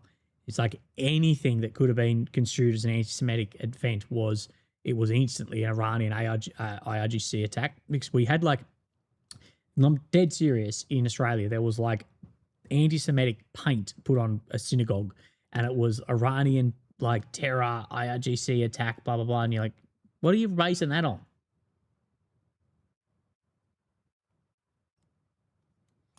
It's so disappointing to see just like our prime minister, who I don't like, but completely just sell his soul, man. Like his tweet about this, he didn't believe a single part of that. So embarrassing. Like, at least have the balls to stick up for what you actually think.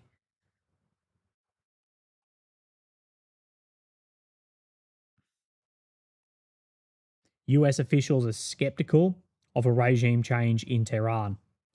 According to their intelligence, no recorded defections from the IRGC during anti-government protests that escalated in late 25. Again, this is what it relies on. This whole thing relies on a condition that America and Israel can't control, which is internal overthrow. What I'm saying is that's a very, very a very big ask at a minimum.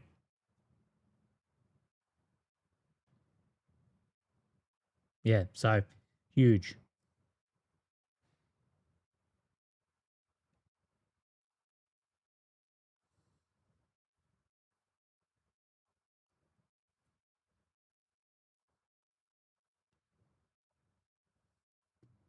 So yeah, we will see.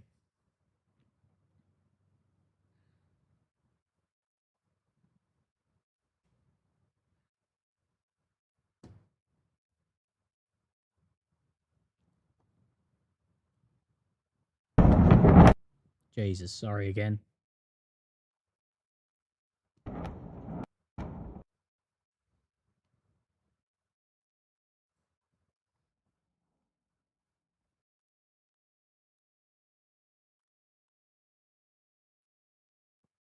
Apparently an overdue reality check.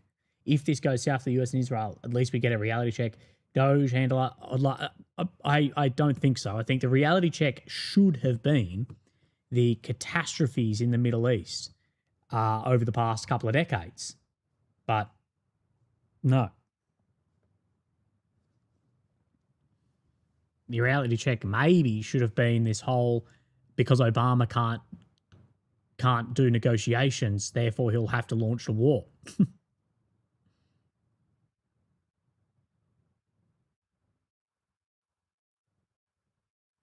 Tarzan says, I got you live for the first time. Yeah, well, it is. Do you have an extra soundboard in that PC? No, I don't know. I have no idea.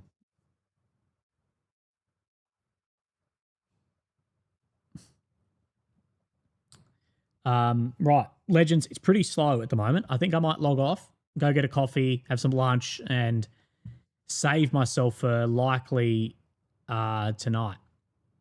Video sent to AMK. Show confirms that Israeli Navy took part in the attacks against Lebanon. Let's have a look at what's happening here. Someone out there said, dude, this is boring. Someone out there, you can go and start war if you want. I report on what is happening at the time. If there's not much, then, you know, in your infinite wisdom, you may find that there's not much. But yeah, I think we will head off and we'll come back later on when there might be some more happening. Obama critiqued aged like fine wine or aged like milk left on the counter. Anyway, legends, thank you for all those who participated in the chat, as well as the PayPal, as well as the super chats as well. I really appreciate that. We'll be back on in a couple of hours and we'll update as things start happening, or if things really start kicking off, then I will jump back on live. I'll monitor it from here, and if things really kick, I'll go from there. Legends, you have a fantastic day. Glad that this one worked a little bit better than last time.